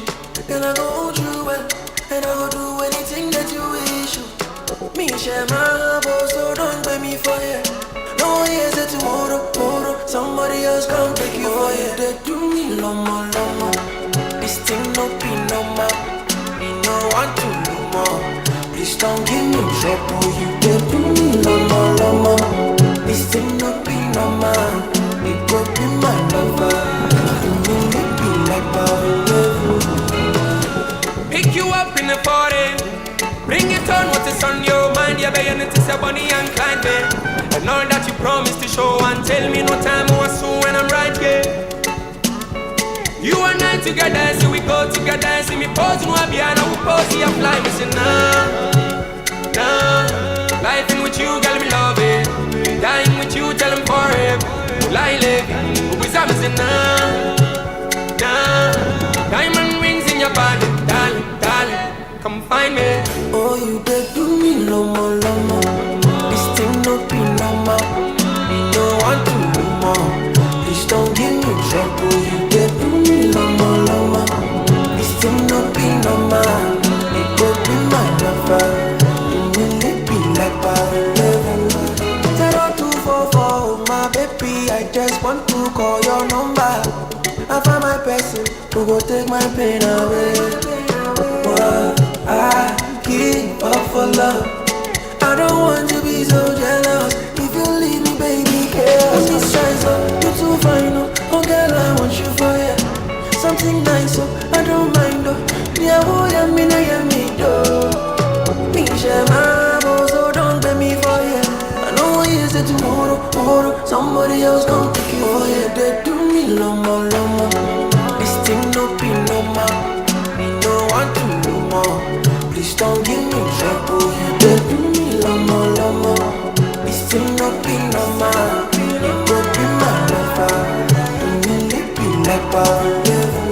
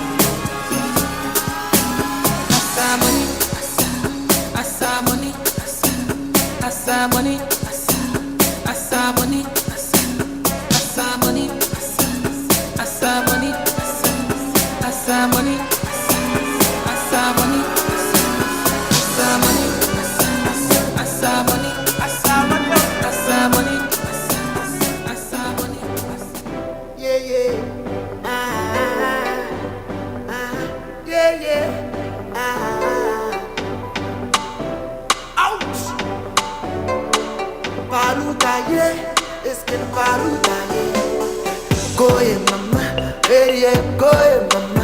The kind Johnny Wapa, where you go mama. Yeah, boys in cope, or a tea on your second. Therefore, I am fancy, therefore, I am fancy. Mama, come and hear me, Papa, my baby, I am a do, on top of baby, Mama, come and hear me, Papa, my baby, I am a do, on top of baby, on top of baby, Paluta, yeah, on top of baby, Mama, come and hear me, Papa, my baby, I am a do, on top of baby, I am a down, oh, I am a down. One bed disika, one bed now. Oh, Sissy Fiani, check the personality. Oh, I'm the money, no semen in a man.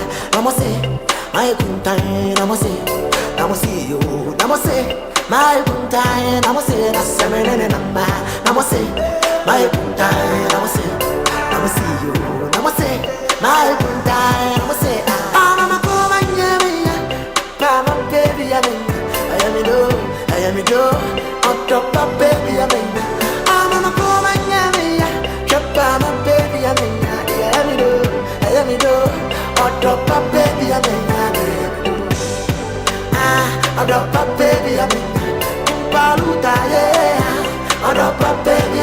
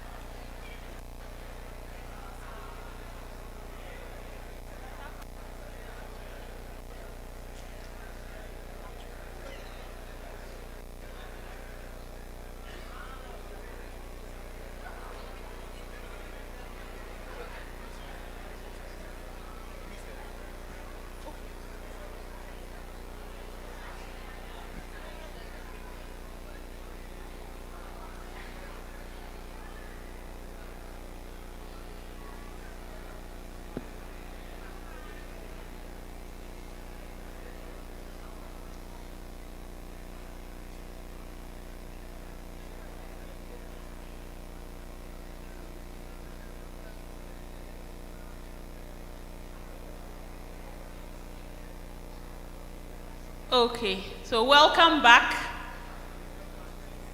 We have our judges back with us, and very, very soon they would be presenting to us their results. Before I hand over to the moderator so that they can do that, as we get people seated again, just 2 quick announcements. So I wanted to acknowledge Belakwa Mineral Water. They have been our water sponsors. We appreciate them.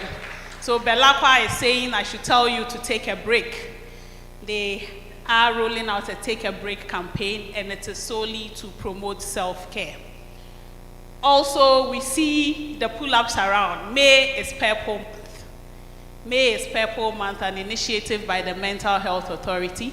So we would encourage all schools represented here to get involved. And it's a whole month-long awareness campaign for mental health. So let's get involved. We can choose a day in May, get everybody to dress and go purple, just to support mental health.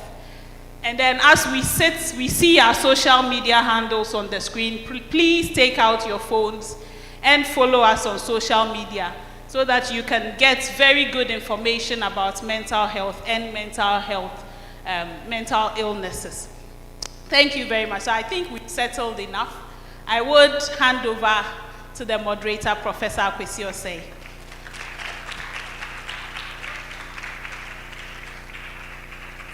Thank you very much, Dr. MC. So now, is everybody in the room? You sure? Are you all excited to know what happened? Okay, that's wonderful. Definitely the moderators, the judges didn't have an easy task, but they will tell us their challenges, if any. So, I'm happy now to invite the lead judge to come and let us know the outcome of the contest. So please give me a round of applause.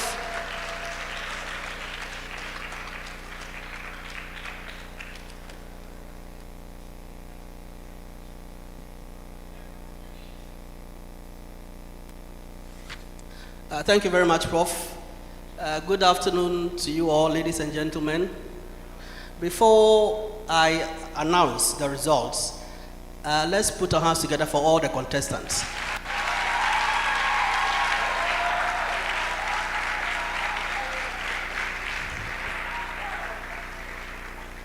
So the panel of 6 of us really enjoyed all the presentation by all the schools, the first presenters and the second presenters.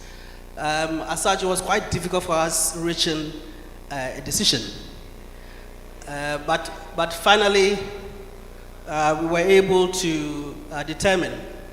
They're all good, as I said, they're all best, but then of course we need to be able to, we can't all come first or second or third, and so on. So I will start with the school that came 7th. The school that came 7th. As I said, nobody came last. So the school that came 7th had a total mark of 66.4.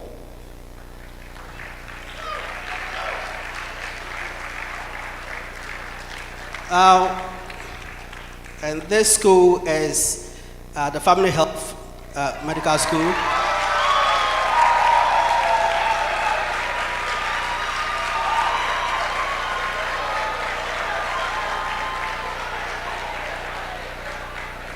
All right, the school that came 6th, the 6th school with 70.63 points is Accra College of Medicine.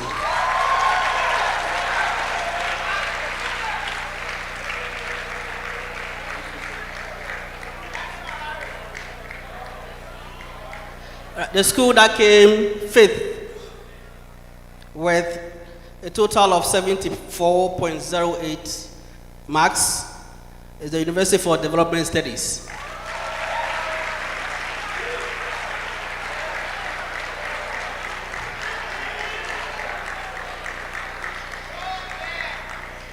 The school that came fourth with 75.96 marks is the University for Health and Allied Sciences.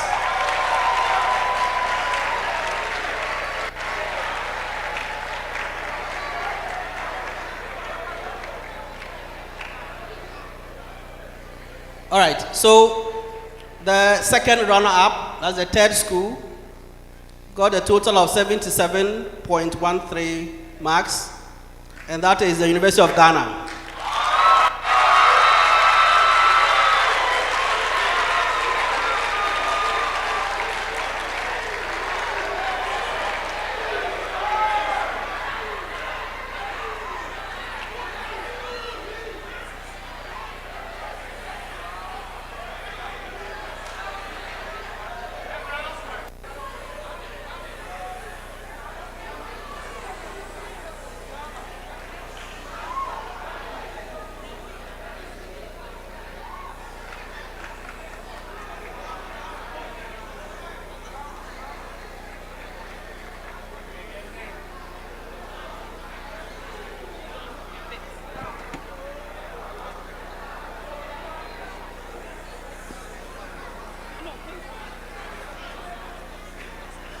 Yes.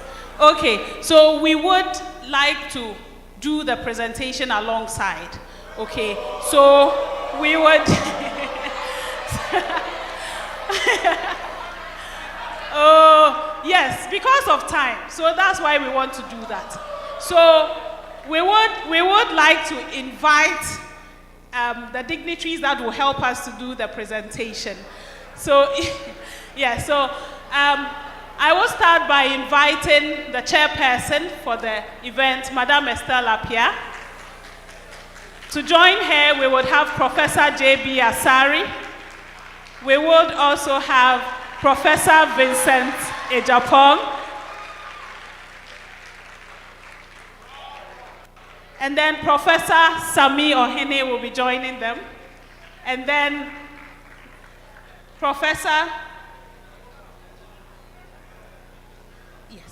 And then also Dr. Anna Jade will be joining them. These are giants in psychiatry. Last but not the least, we would have the Chief Executive of the Mental Health Authority, Professor Pinaman Appel.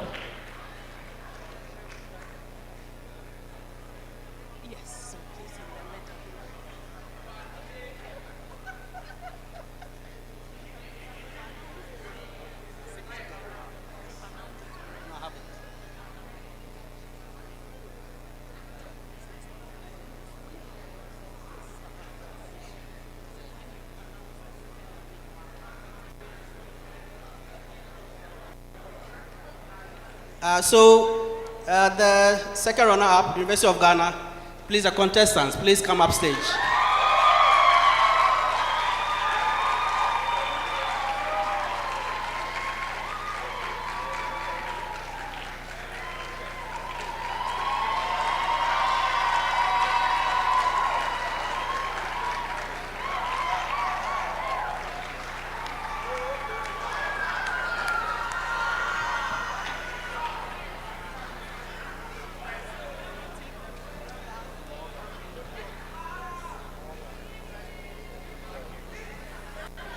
All right, so to take this presentation would be Professor J.B. Asari.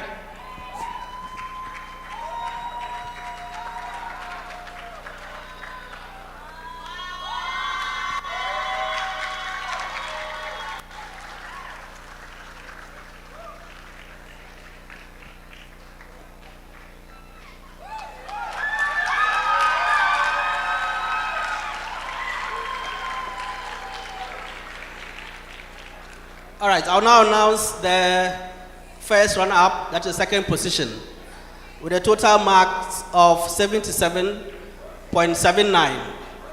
And this goes to KNUST.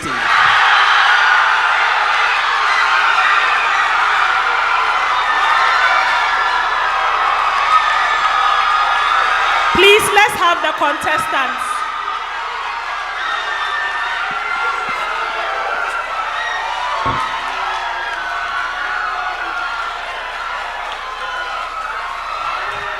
Contestants from KNUST.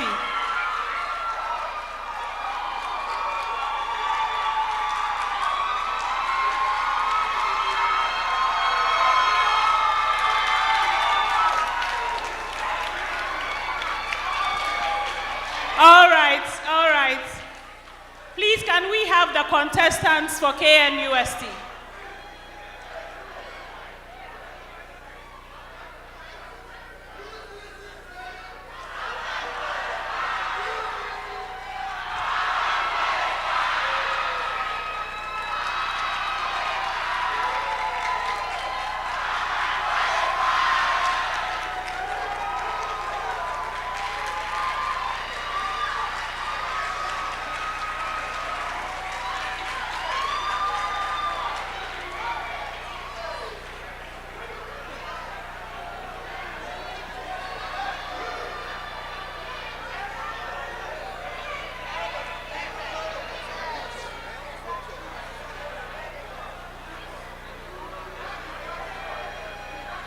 All right.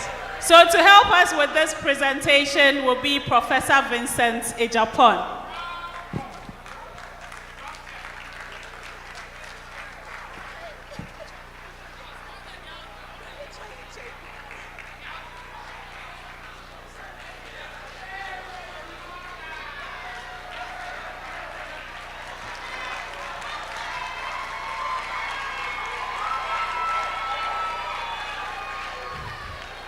Okay.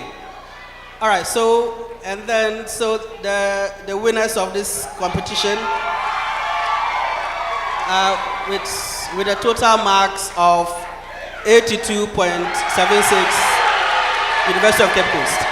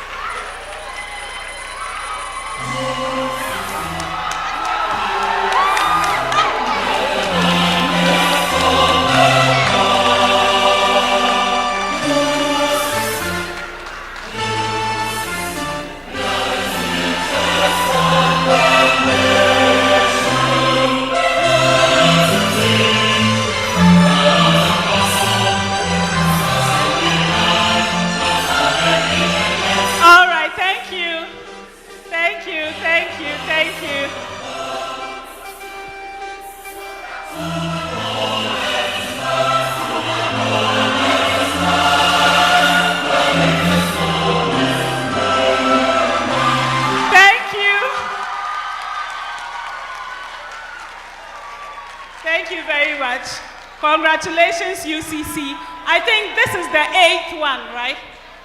Yes, this is the 8th time. So next year, some people want to break the 8th. All right. So to help us with this presentation would be our chairperson, Madame Estelle Apia, supported by the Chief Executive, Professor Pidaman Appel.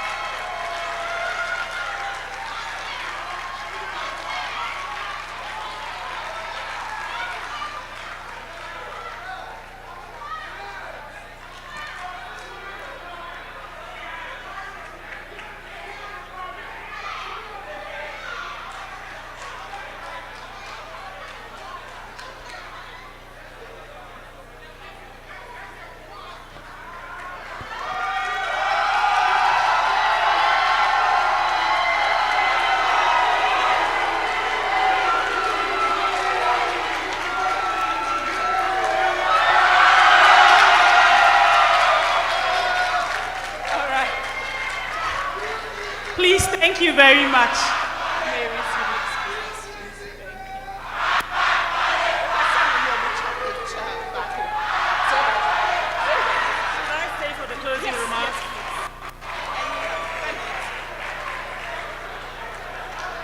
Bennett. Bennett. Bennett. You get to take a picture with the chief executive.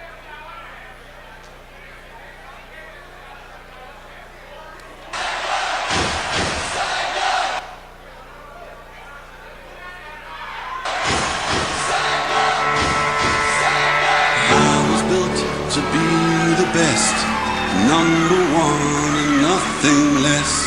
Lead me to my destiny. I have waited patiently. Congratulations I have again. Vision, though I believe. I know I can count on me. So stand up for the champions, for the champions. Stand up, stand up, stand up. For the champions, for the champions. Okay. Stand up for the champions, for the champions. Stand up, stand up, stand up. For the champions, for the champions. Stand up. All right, thank you very much. So our winners have a very short message for us. So we'll hand over the podium to them.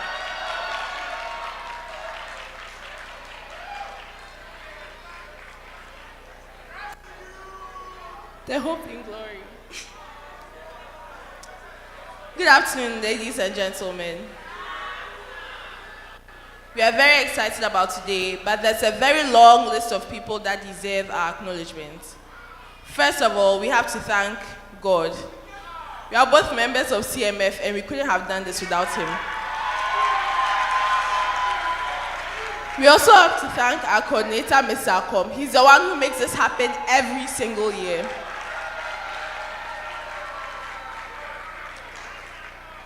This competition has taught us that it really takes a village, and we want to thank every single member of the class of 2026. And the whole school was so instrumental in making this happen. And we have to thank the Mental Health Authority of Ghana.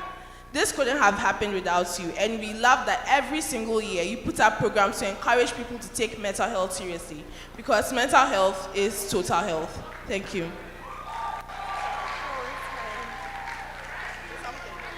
Hello. First of all, I also like to thank God because this wouldn't have been possible without him. It has been a challenging journey because we had to do thorough research on the topic, try to find out solutions that would suit the Ghanaian context. And to do that, we had to spend sleepless nights researching and looking for things that we can implement within our setting. But all in all, it has been a rewarding experience. And we want to thank our shadows. My shadow, Esther, wherever you are, God bless you. Kofi Grante, Wilfred, Holmes, and the entire team. Prince, everyone. Kai, Prince, everyone. We are so grateful for everyone. Once again, UCC train. UCC train. UCC train. Thank you very much. All right, thank you very much.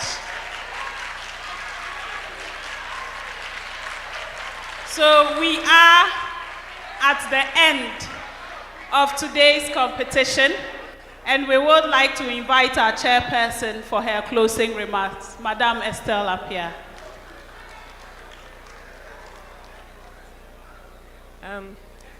Good afternoon, ladies and gentlemen.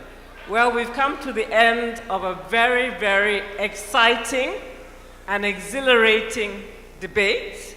And I would first of all like to congratulate the University of Cape Coast for doing exceptionally well and maintaining the record that they have set for themselves. Well done, well done. I was listening to the recommendations and I was thinking to myself, we need to analyze every suggestion that has been made so that we can use the suggestions to influence the policy that we are preparing, that the Mental Health Authority is preparing for this gambling or betting or gaming addiction. It has been a matter of concern to the third board that the incidence of gaming is increasing, and with gaming comes addiction. So I'm very, very pleased that so many useful suggestions were made as to how this matter can be dealt with. So the first step, if you're thinking about next steps, is to prepare a policy on gaming and addiction-related issues, and then to take it to the next level, which is the legal backing for the policy, so that in due course it will be very, very clear what the Mental Health Authority has in mind in order to deal with this menace. And I must thank you all for your attendance. I don't want to take the job of the vote of thanks, but it has been a very, very exciting afternoon, and I was very, very happy to chair it. Well done to the winners. Thank you.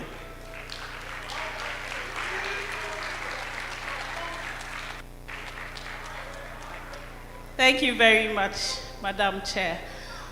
So we started with God, and we would end with God. So we will take our closing prayer from one of our psychiatrists in training at Accra Psychiatric Hospital, Dr. Akusia Dixon.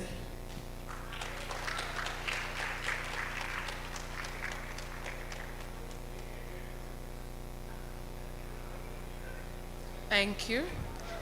Indeed, it's been a very exciting and rewarding afternoon. And as my boss said, we started by inviting God, so it is only right that we conclude by doing same. Shall we share in a word of prayer? Our Heavenly Father, we thank you for the opportunity to have witnessed this august event.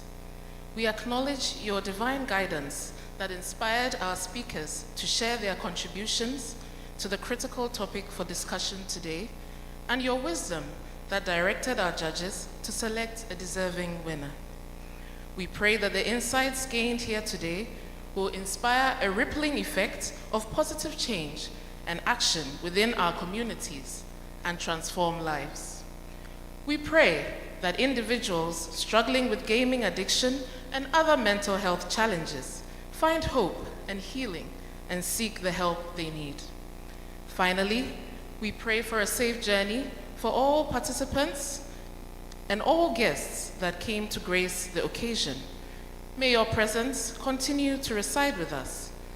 These and many more blessings we ask in the name of Jesus Christ, your Son. Amen.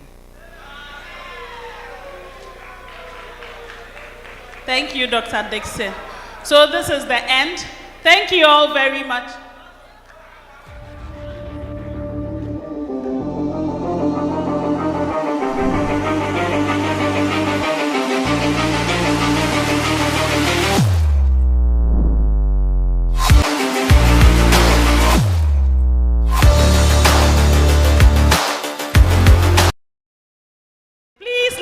Up for them.